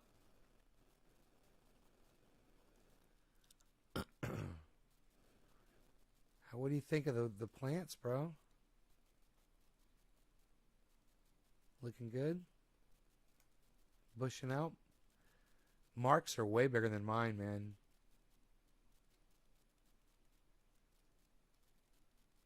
I have a feeling there will be a somewhat of a turnaround here, but we'll see. As of right now, his are friggin' twice the size. The plants are trying for sure.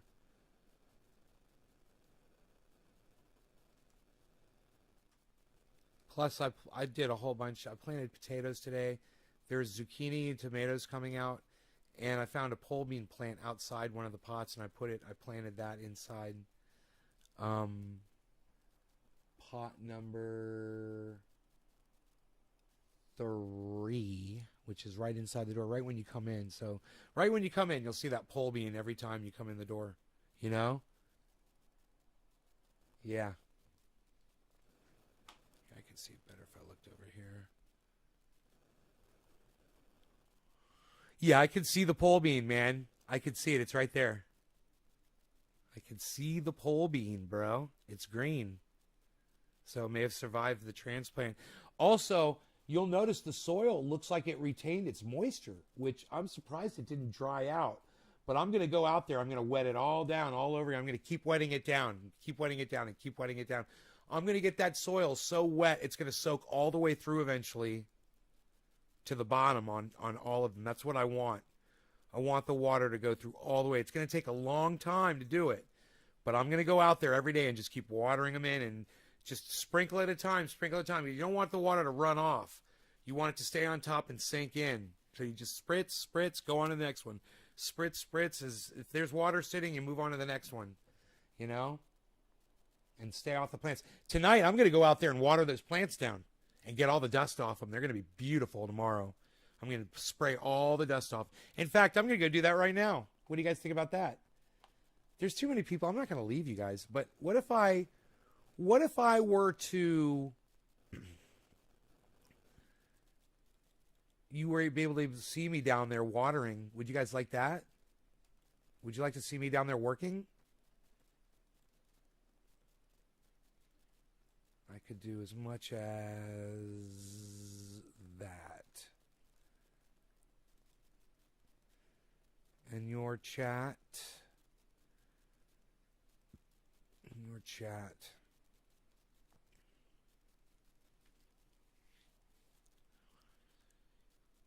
Gas tools. Protect cab from gunk by using clean fuel and strong tools correctly. You can do it. So, Chris, can you just, are you saying you just let, is it okay to just let the fuel, just run the motor until the fuel runs out of it and burn it all out? Or are you saying, like, you don't let the fuel sit more than 2 years in a gas can? Is that what you're saying? Where's my sandals at? My sandals. I can drink as much water as I want right now. I love being able to say that. All the water I want.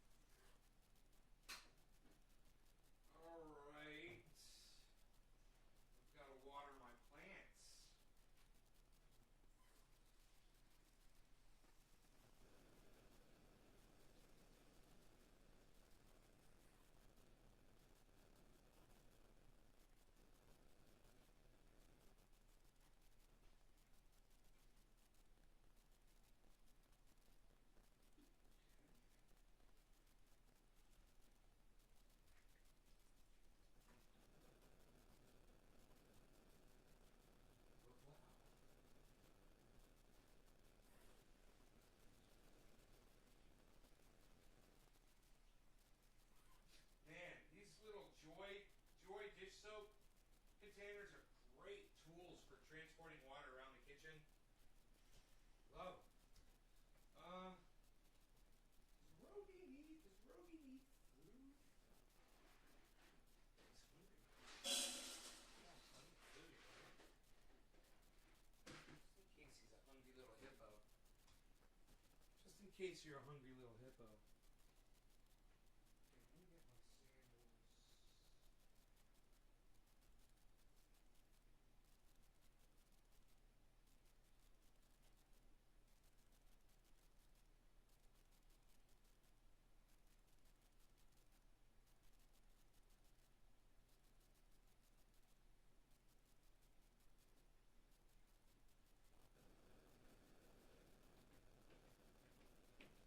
It's gonna be so nice to rinse off those.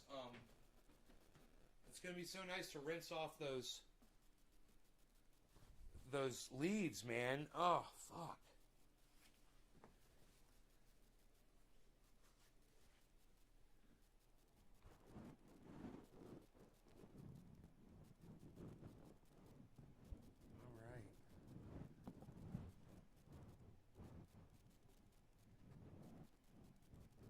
I will be right back, man. I'm just going to go throw some water down on those things.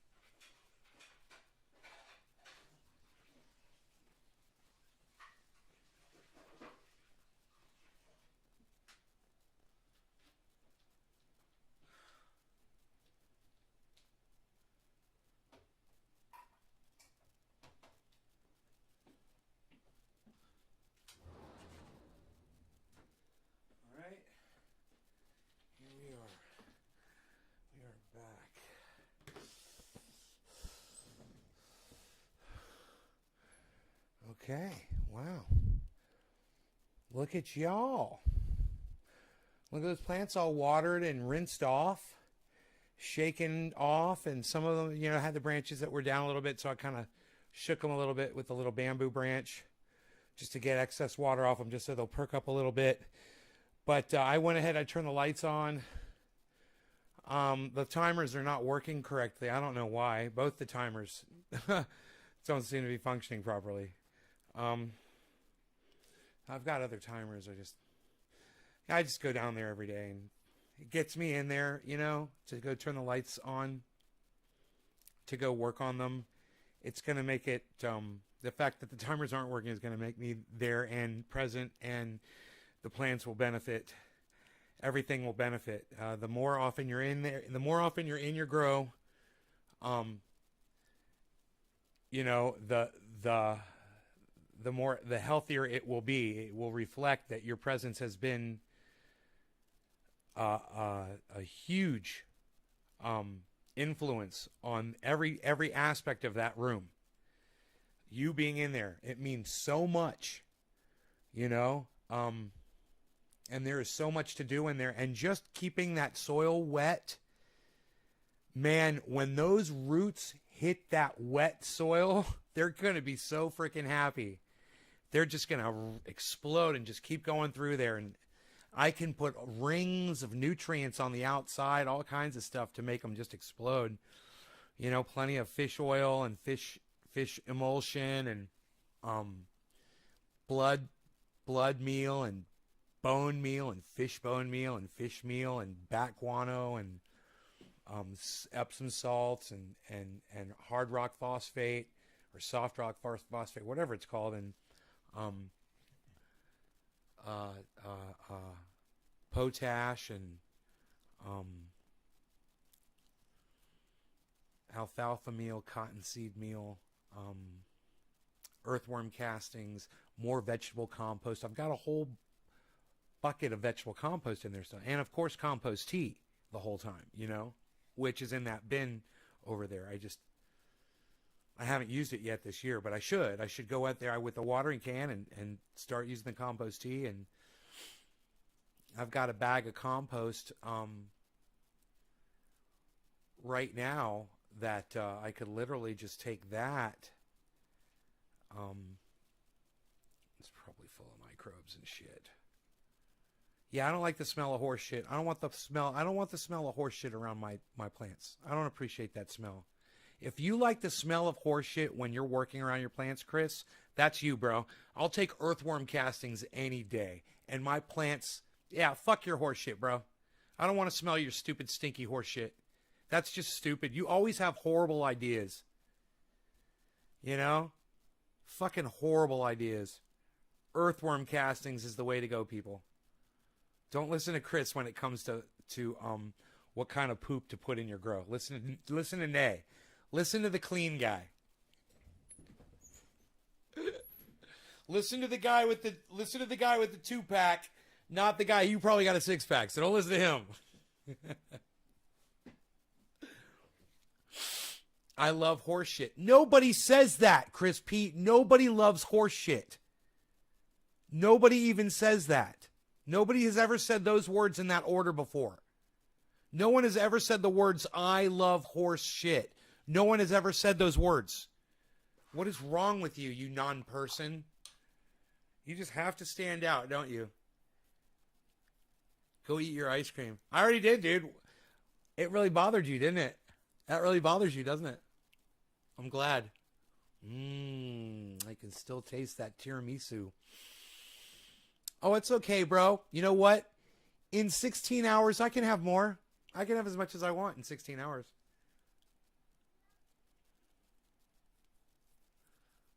I says it. You two, nobody says that. Nobody says it. Chris is like, I says it. Let me ask you guys this. Did you enjoy watching me water the plants and water the ground out there? Did you see me watering the ground, guys? Getting it all nice and wet. That way Rogie doesn't snort up a foxtail. Because even though I weed eat it and stuff, they're still in there, you know. There's still foxtails in there. It's hard to get rid of every single one of them. Do I ride horses? Yeah, of course I do. Yeah, I ride horses.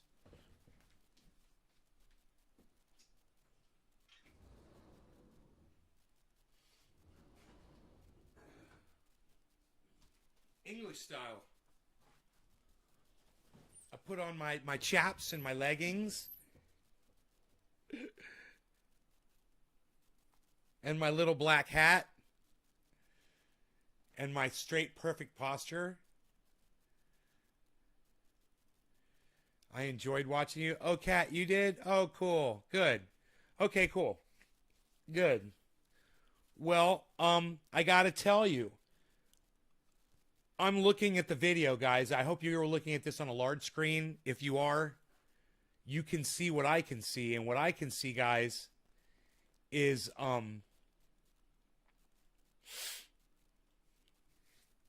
look how beautiful and green these plants look now that they're all rinsed off. Do you guys notice that? The leaves are really dusty. And as the water dries off of those leaves, I'm pretty sure those LED lights aren't enough to burn the leaves with the water droplets that are on there. And plus the LEDs, you know, they're really far away from the plants. So I think we should be okay with that.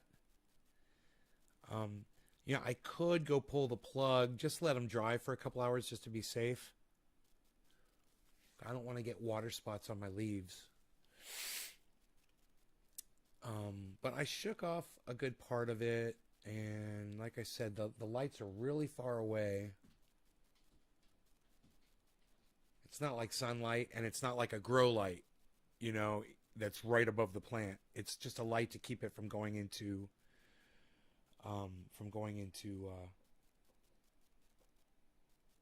flower, right? I'd probably be okay.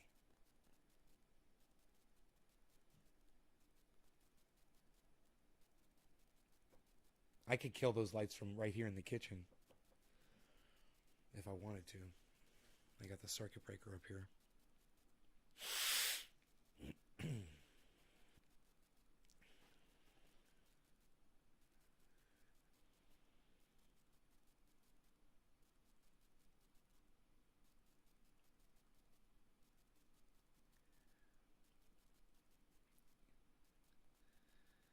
Oh, Chris, shut up, man. You guys are fucking crazy. Fucking throwing horse shit at each other. Ugh. Nobody says they like the smell of horse shit. Or just says they love horse shit, period. It's the smell anyway. I mean, that's basically what horse shit is. It is the smell, and it is horrible. Bro, I don't know. I'm sure you've been around enough horses. You smelled a lot of horse shit, bro. When you're around a lot of it, bro, you know it's just disgusting, man. And the thing that pisses me off is when my neighbors ride their horses up and down the street, and their horse will shit on the road, you know, and they won't come out there fucking with a shovel and shovel it off this at least and get it off the side of the fucking road after their horse shits in the middle of the fucking road, you know. I like to put a sign up on the road that says, hey, shovel your horse shit off the road. Once your horse shits on, have a little bit of common courtesy. You know, I'll take my dog down to shit on your fucking driveway. How about that? Take you fucking 5 minutes to go down there with your car and a shovel and fucking clean your shit. Won't even take 5 minutes.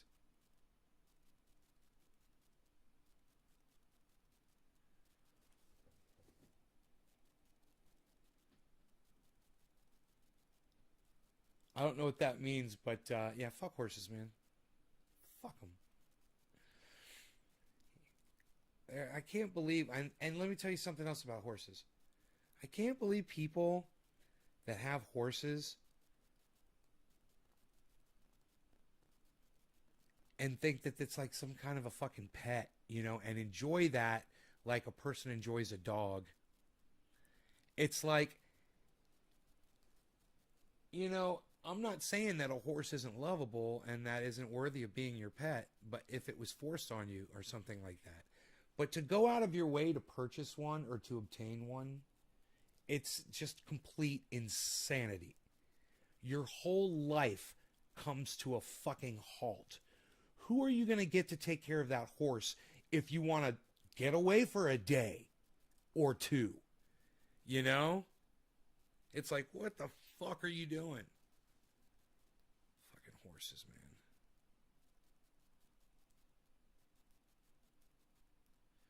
Horses are the dumbest. Well, I pulled my car up to a stable, to a fenced-in area where there was a horse, a beautiful white horse, and it came over and it just wanted to be friendly and it wanted to be pet, you know, and it was really affectionate. It was really nice. There's horses out there that are really sweet and they're smart. Have I taken a dab? Oh, I will take a dab. I shall take a dab because you suggested it. Yes, let's do that. Jesus 50. Cheers, buddy. Anybody sharing this video, thank you guys for sharing it. Jesus 50, I hope you shared the video on social media for me. All right. Cheers, guys.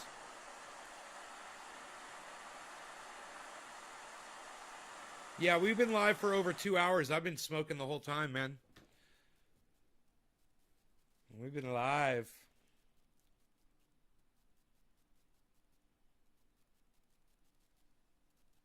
Everybody that is sharing this on social media, guys, thank you so much for doing that.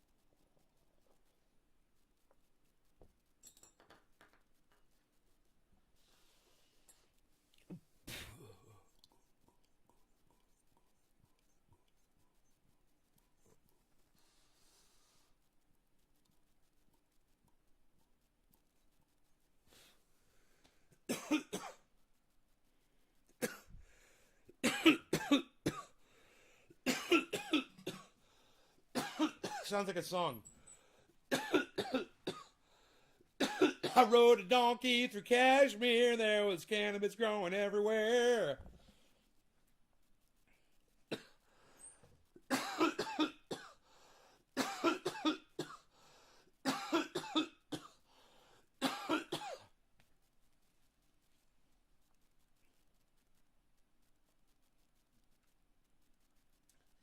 Dude, that dab was so delicioso.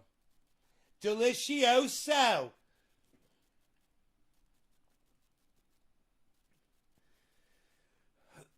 Oh yeah, boats are bad. I refuse to own a boat. And the fact that I get seasick. No, thank you. Yeah. Yeah, and all the fish are filled with plastics now anyway.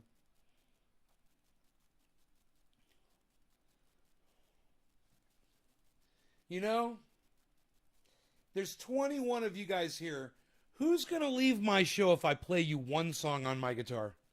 Who's going to leave? I want you guys to be honest with me. If I play you one song on my acoustic guitar, there's 21 people here. Who's going to leave the show because I play you one song on my guitar? Who would do that to me? Because it's just not nice. And I want you guys to stay and watch the rest of the show. Even after the song. I don't want to play the song and have a third of my audience leave like yesterday when I did that. So would you guys consider not leaving this time if I play you one song on my guitar? Okay? Can we do this? Are we good? All right? Are we good? Can we do this? All right. One song.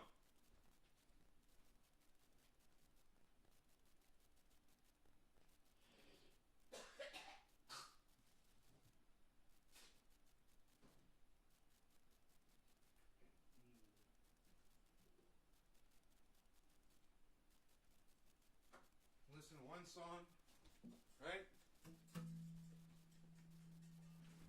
And you know, if you guys wanted a whole bunch of songs, I'm always down for that. I know I can only get away with one song. But if you guys wanted a whole bunch, you put a whole bunch of candles in the chat. I like those candles in the chat, man.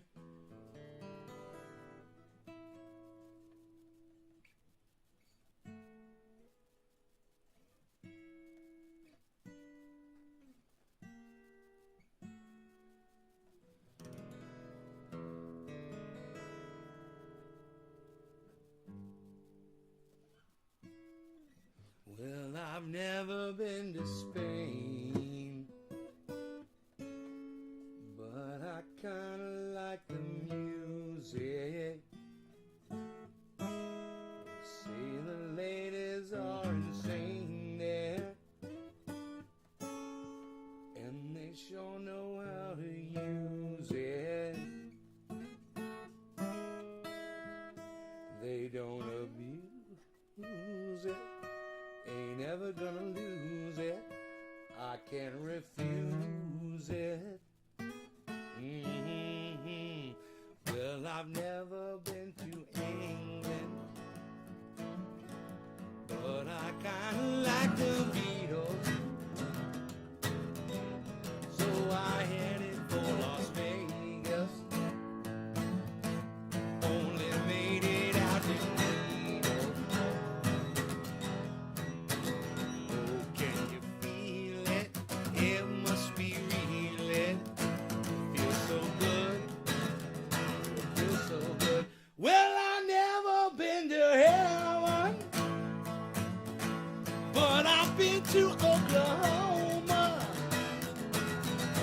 Well, they tell me I was born there, but I really don't remember. Yeah, Oklahoma, not Arizona. What does it matter? What does it matter?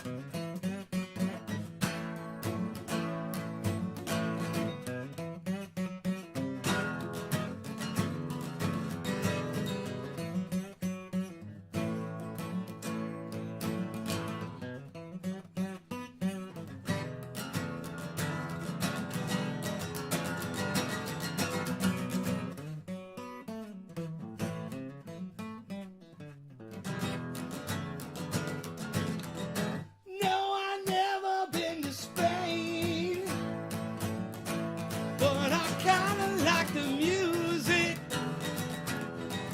Heard the ladies are insane there, and they sure know how to use it. I can't refuse it, ain't never lose it. I can't refuse it. Ooh, yeah, no, I never been to heaven, but I've been to Oklahoma.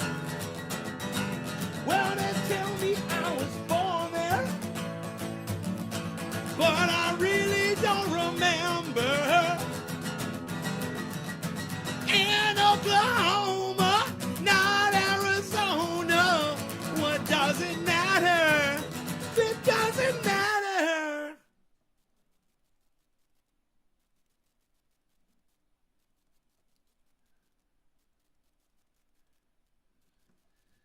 A wireless camera for home security?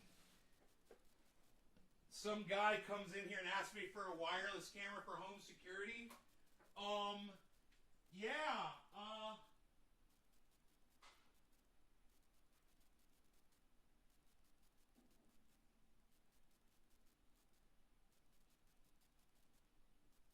wireless camera for home security.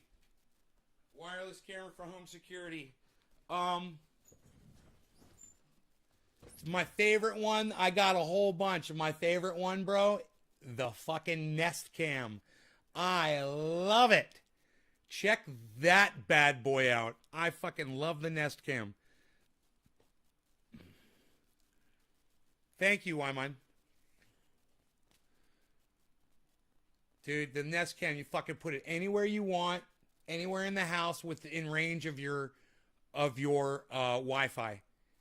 You put it outside, you put it inside, and you can access it from anywhere in the world. And I do all the time. When I leave the country or when I leave the state, bro, even if I leave my house and I'm going to hang out with my friends for hours and shit, I'll tune into that motherfucker. It's great. I fucking love it. What's the current update on the cryptocurrency? Let's get rid of this. Wait, not that. Let's get rid of that. And let's get rid of that.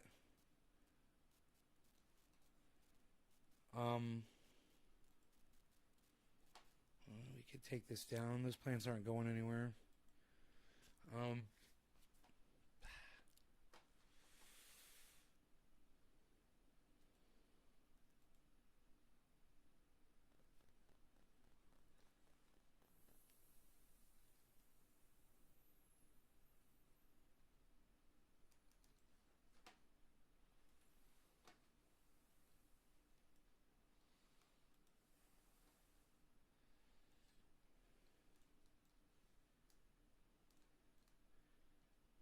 There you go. Bitcoin's at 34,000. Ethereum's at 2,000. Everything is affordable right now. I mean, it's on its way up. It's a nice it's hit a nice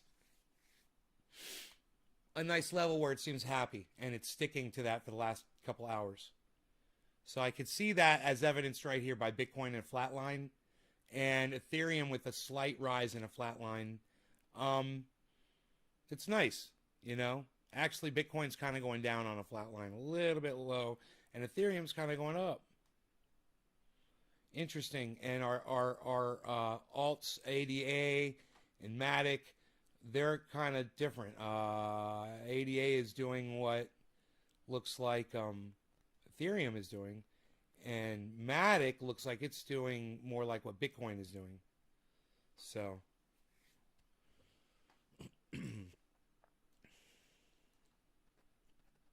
overall, comp is +8, H-bar is +8. Nothing's really bouncing crazy. There's a lot in the red, though, and earn is -29. That's not a good sign. Eagle -10. This is not a good sign. This is actually, it looks like it's lower than it was before when we tuned in. So we'll just have to keep our eye on it. I mean, this is the week, man. This is really scary to happen. You would expect something like this to happen on weekend, but for this to happen on a Tuesday, oh my goodness. Who knows? We'll just have to see, you know. We've got to hang in there and just watch the numbers and see what happens, man.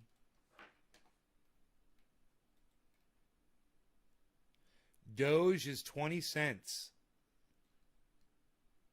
Bitcoin 33.9. Doge is 21 cents for Doge.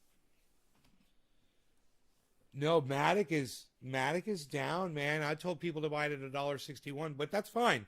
Everything is down from where it was. It's fine. This is exactly what we expected. Because Matic will be way above $1.61. I promise you that. It's at $1.17 right now, and Cardano will be way over $1.24. I promise you that. And Ethereum will be way over 2,000, and Bitcoin will be way over 34,000. Way.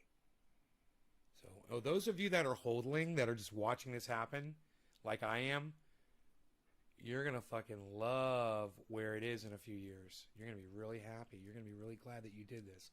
Remember, only 6% of Americans hold some kind of cryptocurrency.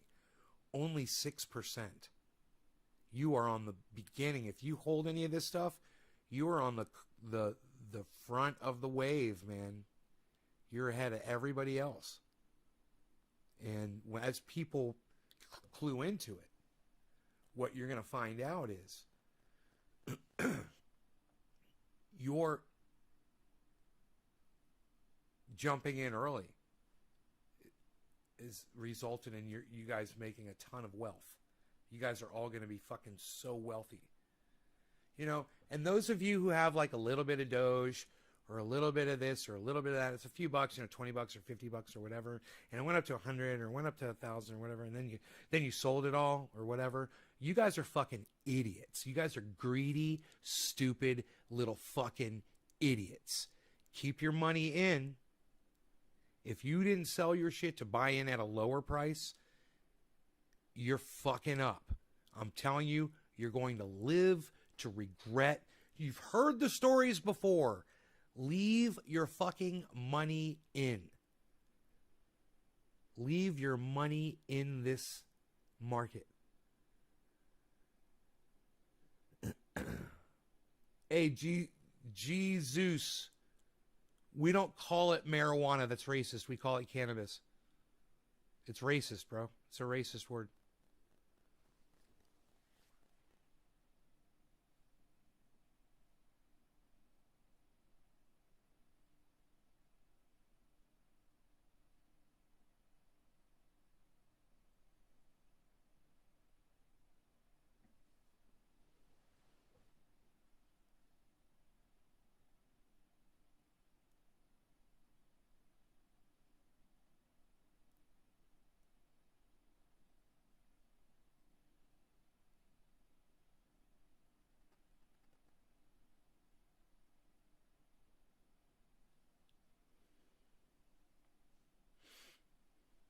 HODL. Hashtag HODL.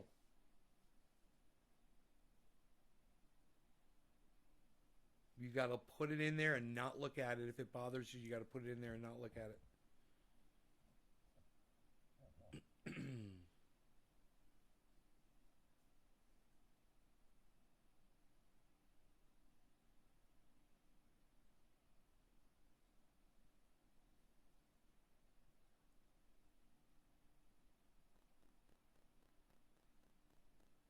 Really?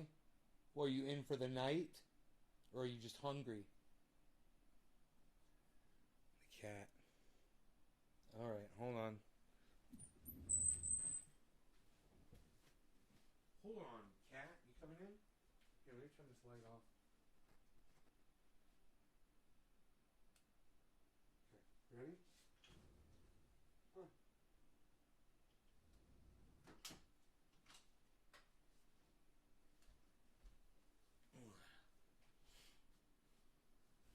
You. That's how you open the door. You gotta turn the light off. Turn the light off. I was arrested in Texas and went to high school in Rockwall near Lake Ray Hubbard, Dallas. Right. Okay.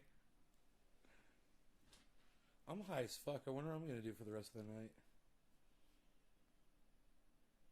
Usually I eat, but now I don't do that anymore. I don't eat, you know? So, 15 hours to go before I'm allowed to eat again, but I'm not keeping track or anything. I should be drinking my water.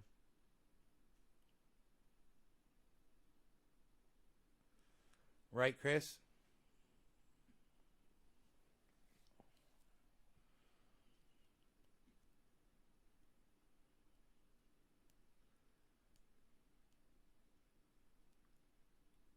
I'm telling you guys right now, I'm looking at these prices.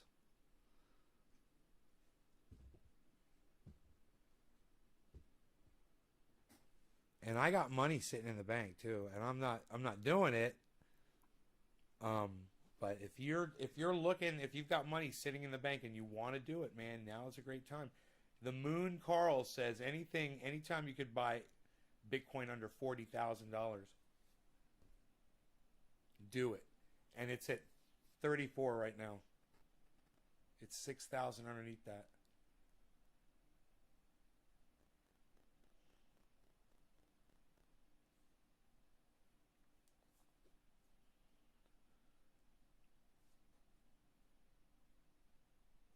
So this should be interesting. Chili's, Engine, Doge, 21 cents at plus 3.8. Doge is on its way up.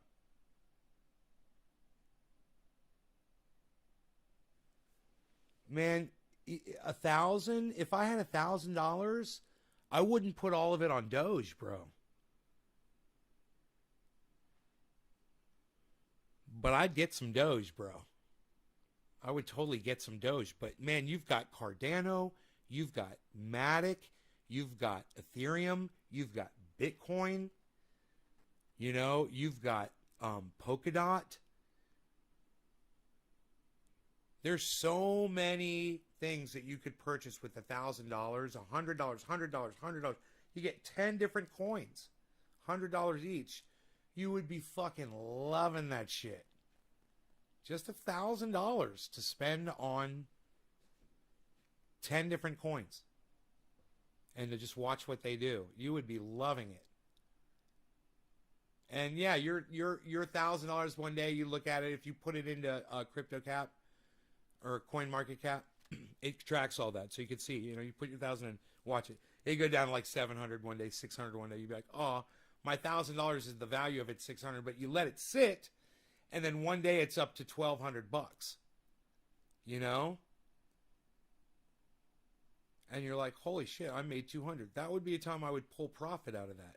Try to get your 1,000 out of it. Take 100 out. You know, there you go. Now, next time it does that again and you're 200 over, take 100 out. And just keep doing that, keep doing that, and keep doing that, and keep doing that until you get all the money out that you put in. Then you can justify whatever the fuck you do with the rest of the money that's sitting in there, because it's basically free money, you know? You've already paid it off. Hey, Karen, right, Nay, and Trendies. Love y'all.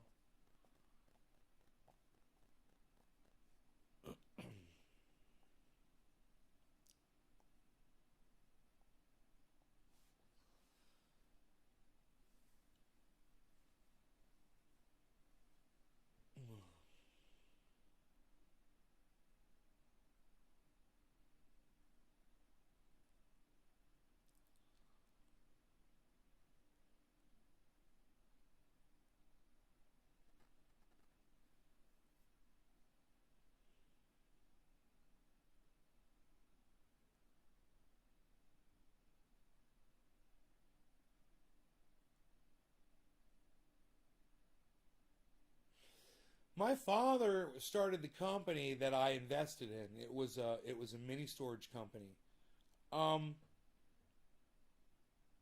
You can do it with crypto, John. You can do what I did, but you can do it with crypto. You could start trading, you know, like the Moon does, like Carl the Moon. You could totally make a fortune doing that. You know, I'm not making money off of my investment.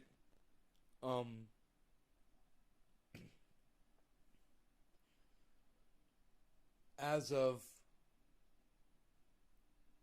probably today.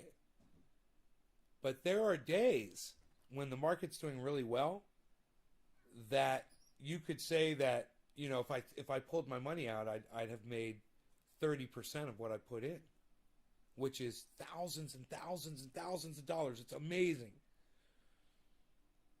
So that those kinds of returns are available, and whenever you're up like that, that's when you can pull money out to justify how much you put in. But you have to keep doing that. And the thing is as the more you pull out, the less crypto you own every time. Less crypto, less crypto, less crypto. But if the crypto is going up in value, you're going to keep getting money out of it. And you can repurchase crypto when it's really cheap with some of the money that you pulled out, and I've done that too. You know, I did it with Matic a few times. Right now, I could look and see the last time I bought Matic. This would be kind of longing Matic, but I go to CoinMarketCap. I go to CoinMarketCap on my phone, go to my Matic,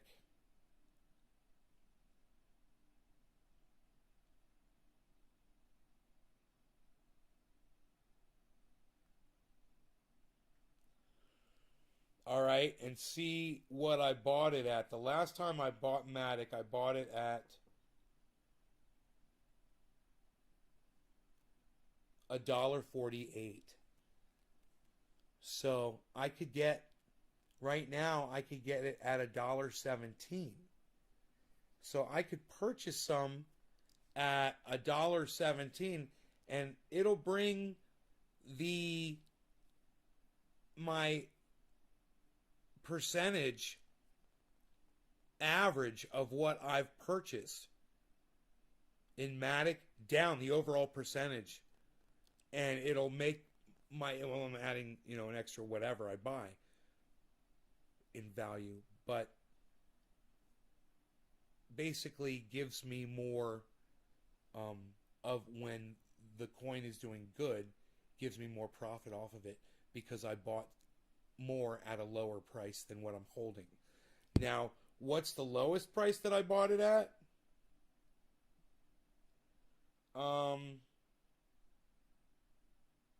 When I first bought it,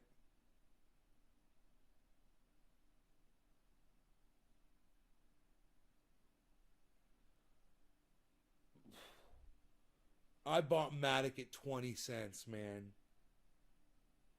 So, depending on how much Matic I was purchasing, I might bring my overall average up by purchasing it right now. I bought Matic at 20 cents.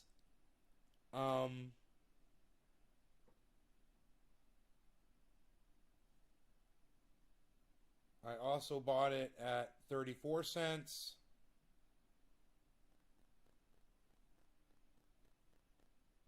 I sold it when it was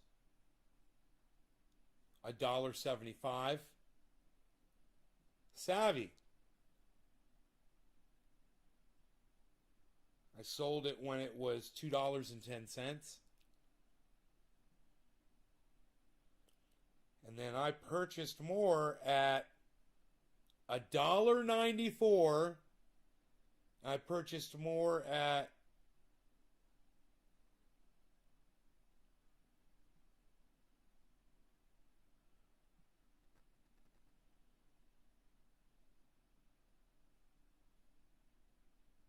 $1.80. I got a lot at $1.80. I purchased more at $1.63. Right? And the last time I got it at $1.48.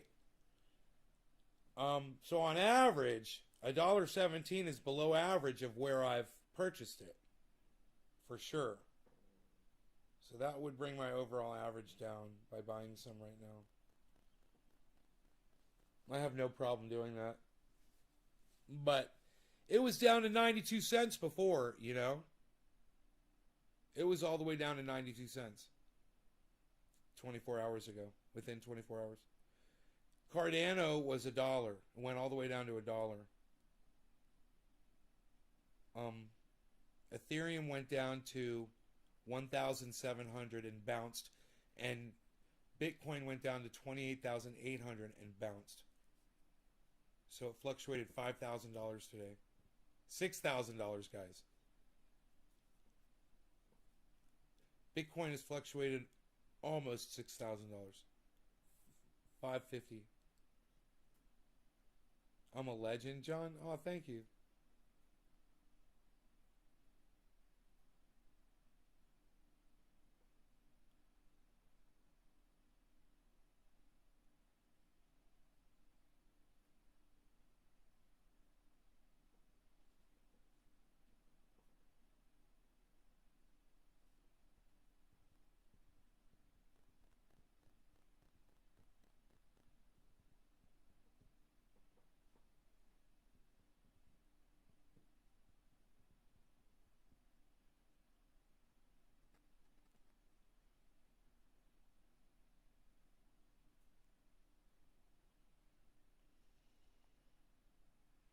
XRP is 50 cents.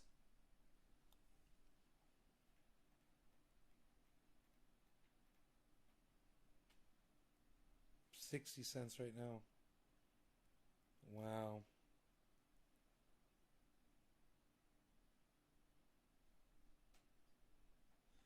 There's a lot of people that are thinking right now and they want to purchase in because these prices are so low. You know?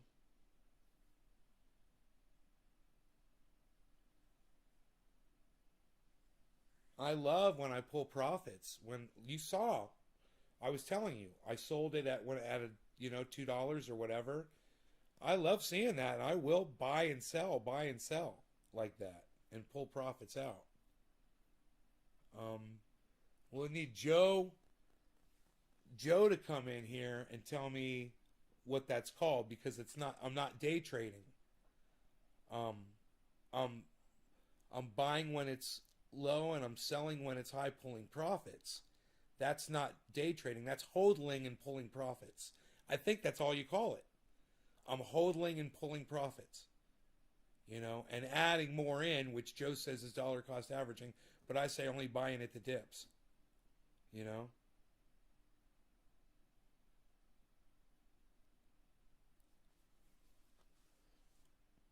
This is a dip for sure. If you looked at this over a period of, a week, this would probably be a crazy ass dip. Let me see.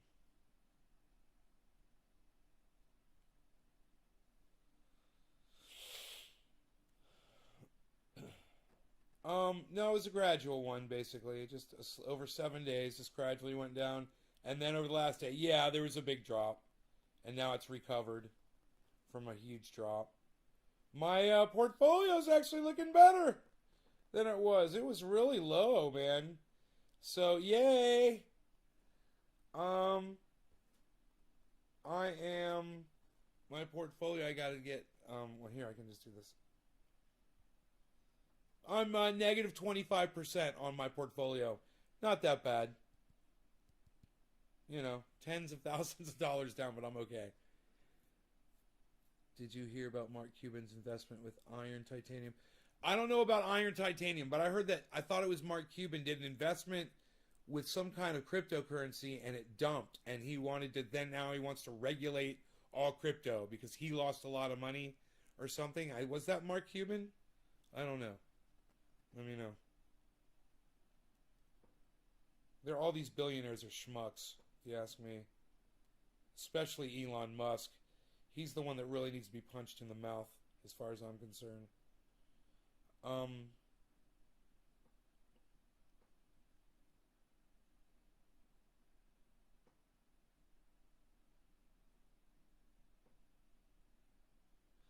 Harmony is 6 cents, guys. One of my favorites, Harmony.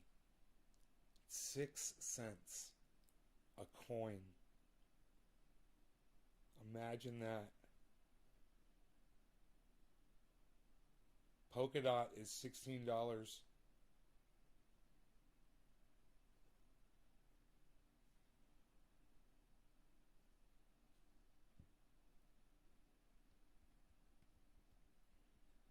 So 92 cents, and Bitcoin went down to 28. It never went down to this 22 figure, but it did go down to 28.8. It bounced right up off of it. 28.8. Exactly. I mean, you guys need to look at that so you can see it. Right here. 28.8 to the exact 0.0. I mean, is that as low as Bitcoin can go? Is 28.8? It can't go any lower than that? Then you're 5K over that already. What are we going to do? Are we about to go up? Is it about to explode? I'm always willing to buy Matic. Always. And I think I'm going to buy some right now. I think I'm going to buy one little chunk of Matic to add to my Matic collection.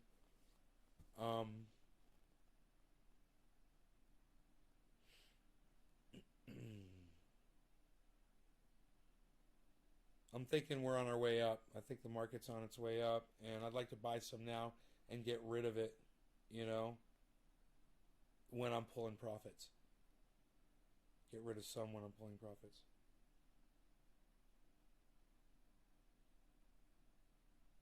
Where's my Matic? Where's my Matic? Where's my Matic?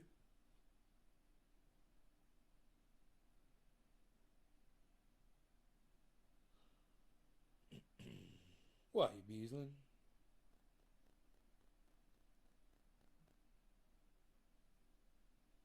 Why you beasling? $1.18. Let me see what they sell it to me for. Why you beasling? Ooh, that's a good fee. It's under $20. What's the fee if I do more?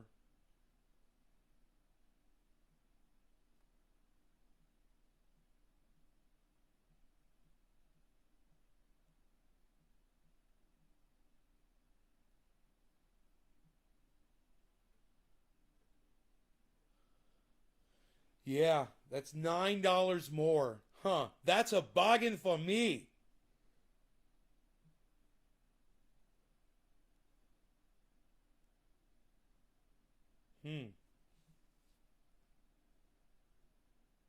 It's more than $9, but it was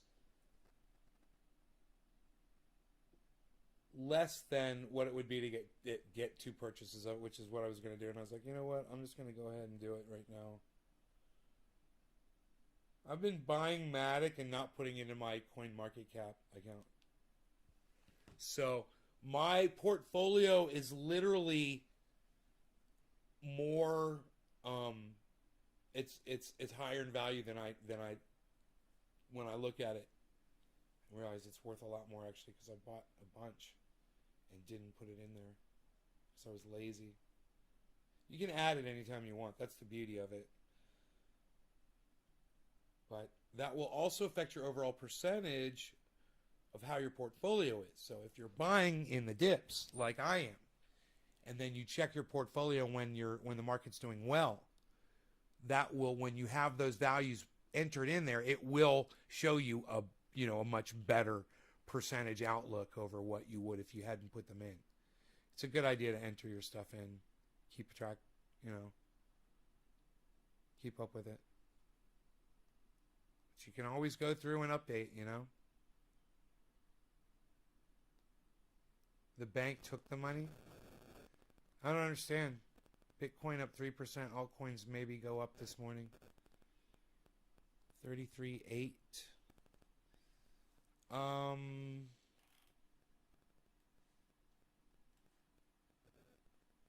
Yeah, that's great. Bitcoin is looking great right now. It's bopping along, but let's see what it does. It's bopping, bopping, bopping. And it bounced off of 34,100 and came back down. We'll just see if there's any, if people are going to buy in right now, because I plan on pulling profits off of Matic when it's over $1.17. So if it's at $1.17 right now, and I just purchased a good amount, so when it goes up to, let's say, it's at $1.30, and Matic was at $1. I'm telling you to buy it at $1.61, and it might very well go way past $1.61. But even if it's at $1.30, I could be pulling profits from overall because I made this purchase now, and it will make it a more lucrative profit pull than had I not purchased Matic at $1.17, right? So, yeah, I'm always looking to put my money into the market. It always does. It's going to do better. I'm going to eventually overall make a lot more money with it sitting in crypto than it would if it was sitting in a bank. As long as I keep pulling those profits when the market is high. I want to kill this fucking fly.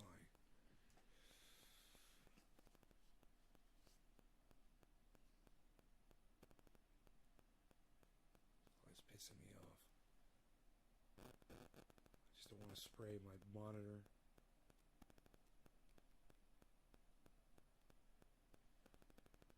Okay, he flew. Oh, I was gonna say he flew in the living room. Where these fuckers come from, man? Oh, look at him. I'm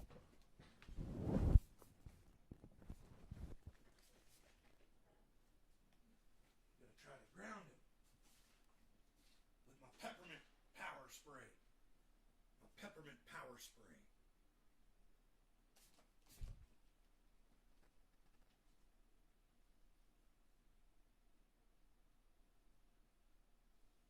Slowing him down. Every time I spray him with the peppermint spray, it slows him down a little bit. He can only fly so good. It's having an effect on him. It's having a detrimental effect on his flying abilities. He's not appreciating or liking it.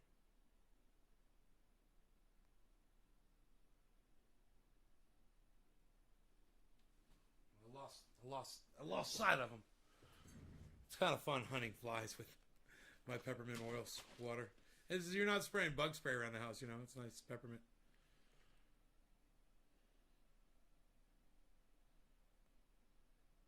Mark Cuban didn't get rug pulled. The bank took his money and he's blaming crypto. Oh, I saw what you said. He's blaming crypto. Oh, the bank took his money? How many millions of dollars did they take from him?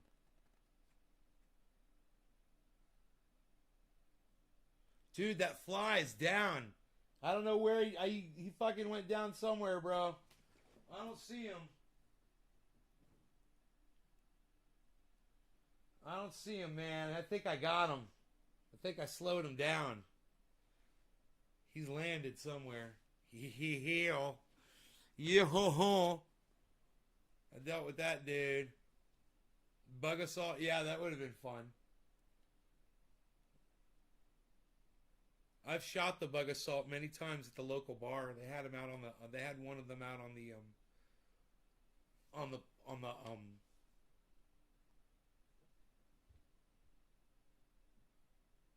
back deck where you could eat.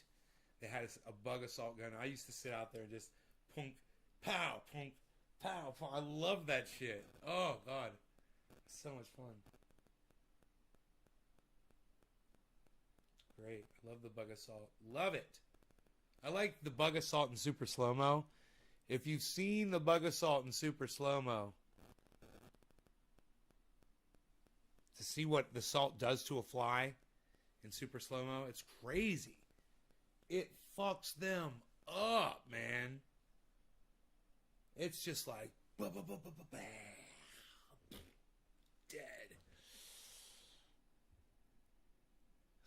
Great.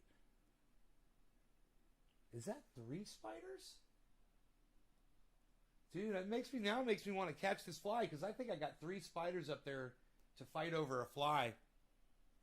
If I catch this fly, and it's a big house fly too, bro.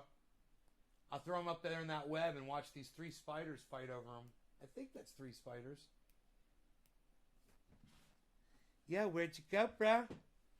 Where'd you fly to, Mr. Fly Guy? Fly? You flying around, guy? Where you gonna fly to now, guy? You got some peppermint spray in your eye, bro? Where you at, bro? Can't find the fly, bro. Don't see the fly, bro. Dude, I sprayed him pretty good right here. The cat kind of distracted me. I wonder if he ended up... like, if I really fucked him up.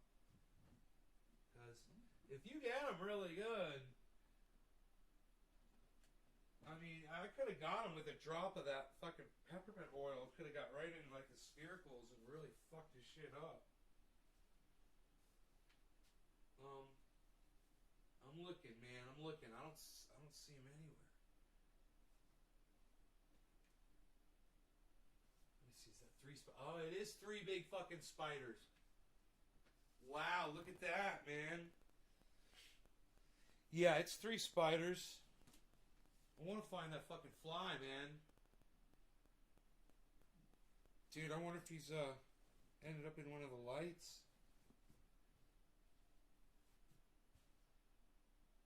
Oh, he could be by the cat food, too. Let me check over there.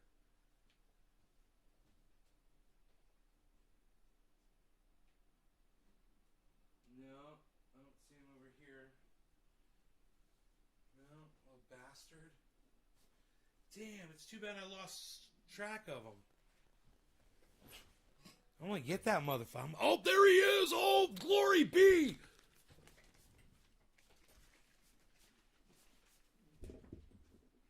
Oh my god, I almost knocked my bong over. Hitting my mic. Here, let me move this out of the way. Dude. I got him. I got him, everybody.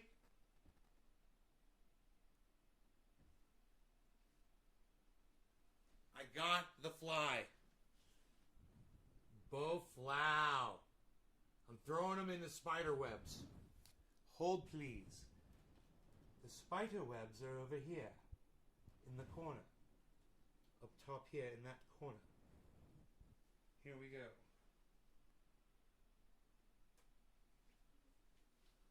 You guys ready? 1, 2, 3. Get him! Get him! Get him! Don't let him get away! Don't let him fall out! Don't let him fall out! Don't let him drop! Get him! Get him! Get him! I know he smells like peppermint oil. Get him! Wrap him up! Wrap him up! That's right. That's right. That's what we do. That's what we do. He's wrapping him up. His buddy's coming in there and trying to. The brother's coming in, fucking with him. Oh, you got him wrapped up. You got him. He ain't gonna drop him now, bro. Dude, the other two spiders are letting him. The other two spiders are letting him eat the fly. That he's bigger. Oh, here they come. The other two are trying to get in. He's gonna have to fight him off. This is gonna be interesting. There's gonna be a spider fight, guys. You guys want to see a 3-way spider fight? Dude, I got y'all. I got y'all, yo. Three-way spider fight brought to you by Nays Garden. Bro, you watch this. You watch this show because you never know what you're gonna see.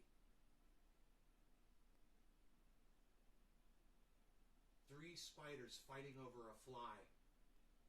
Brought to you by naysgarden.com. Click on the link at the top of the screen.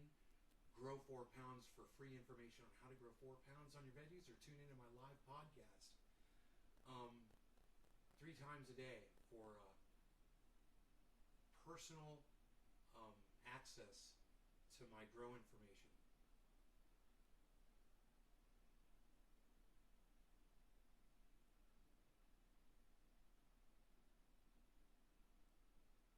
So he could literally wrap the spider up with his back legs and use his front legs to fight off his brothers and sisters. Stay away from me.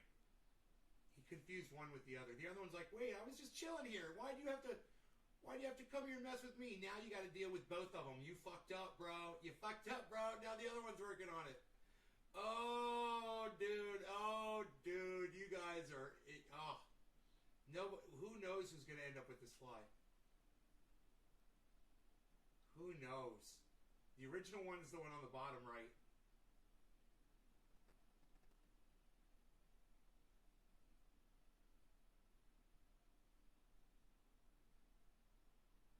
There's no reason why they both can't eat that fly at the same time, you know?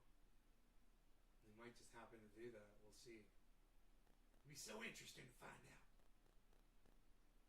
Dude, you guys want to see 3 spiders fighting over a fly? It's fucking great, man. This is like some classic Trendy As Dabbers Bowflow Splatow. Alright, here, check this out.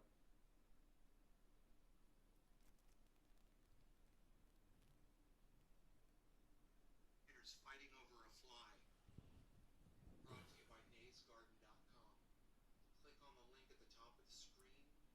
Grow 4 pounds for free information on how to grow 4 pounds on your veggies, or tune into my live podcast 3 times a day for personal access to my grow information.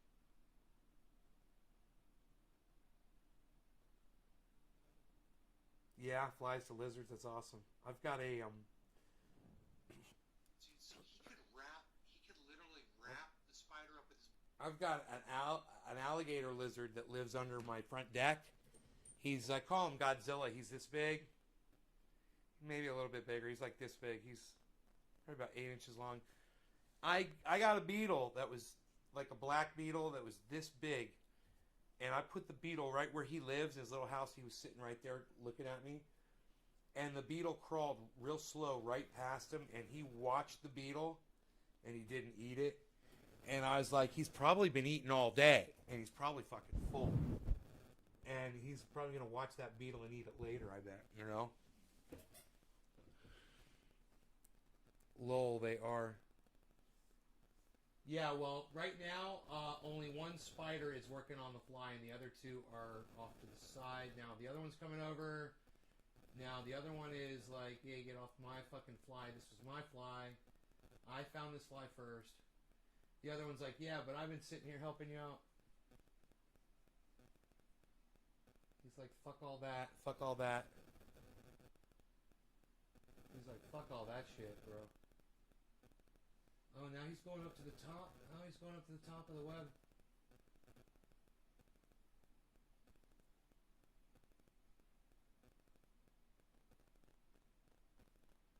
He's going up. He went up to the top of the web and he's coming back down. This is crazy.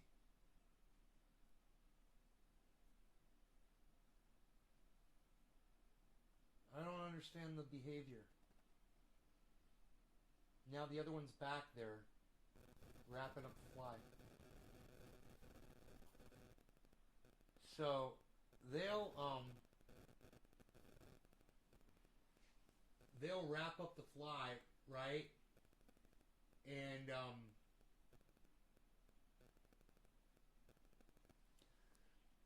they'll keep biting the fly to see if the fly struggles.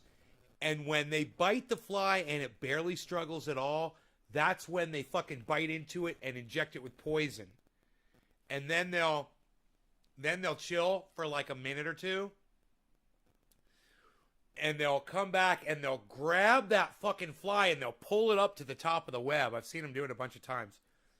And then they'll sink their talons, their fangs into it. And then they'll just sit there and suck the juice out of it. And then they cut the web off and they drop the fucker out of the web when they're done with it. It's pretty amazing.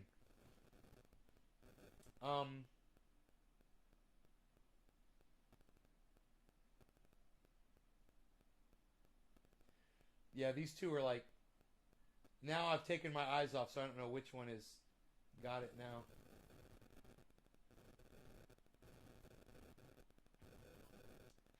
Three spiders in one web, and they're all just like, you know...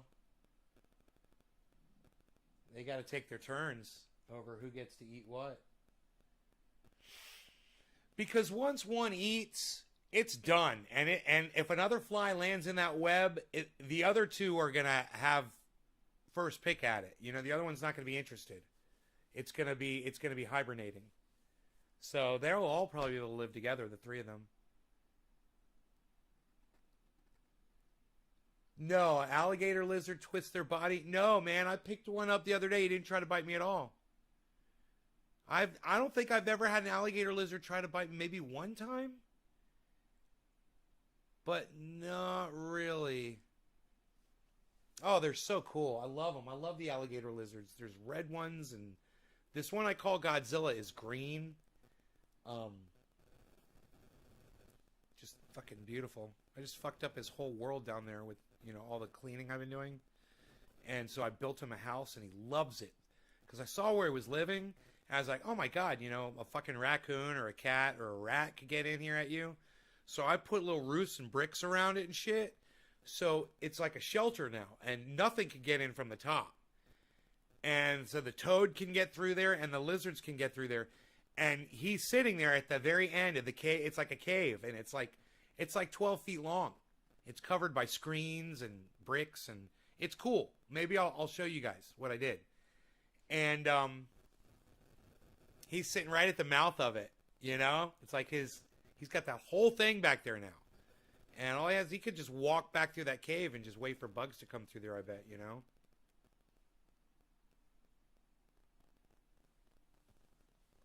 I got bit by a fucking mosquito. Fuck, dude. should be putting my triage oil on before I go outside. Now, both of them are working on that fly together. Holy shit. There's a discrepancy here. What are they doing? They are both tying up the fly. They're working together, man.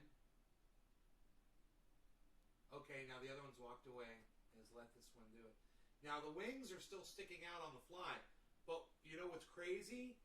It's not moving at all. The wings aren't moving, so I think they've got a good amount of webbing around it. And I saw that it tried to bite the fly before. I don't know if it actually was successful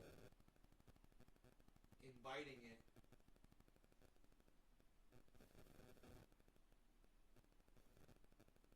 Yet. But the other one's coming back. Now he's putting more webbing on the fly too. Now both of them are literally putting webbing on the fly simultaneously. Oh, they both tried to bite the fly at the exact same time. That was cool as shit. Dude, you know how I told you they test it, they wrap it, and they test it? They both literally just tried to bite the fly at the same time and let go at the same time.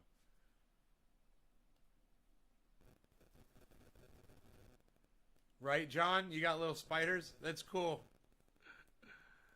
That's awesome.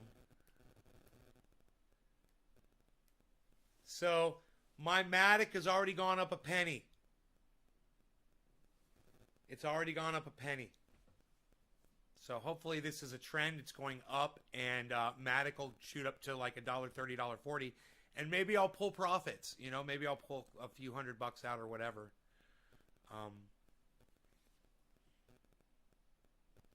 Keep using, you know, Matic. It seems to be the one that I really am the most comfortable with. I don't know why.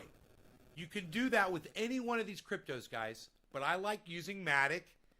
I like how dynamic it is. I like how reliable it is. I like how it does the opposite sometimes of what other things are doing, but it does really well. You know, what can I say? I'm a Matic fanatic. So, you know, go get y'all some. Listen, guys, I'm out of here. I hope you guys had fun. Take care, and I'll see you in the morning. You guys know the drill. I hope you guys have great evenings. And you can support the show by going to Twitter, guys. Download the Twitter app. It's free, it's easy, and you can support the hell out of this show because I'm on 3 channels there. At Ben Shader, at CryptoCult420, at Nays Garden. And you can retweet all of that stuff all day long whenever you feel like it. I'll be looking for you guys over there on Twitter.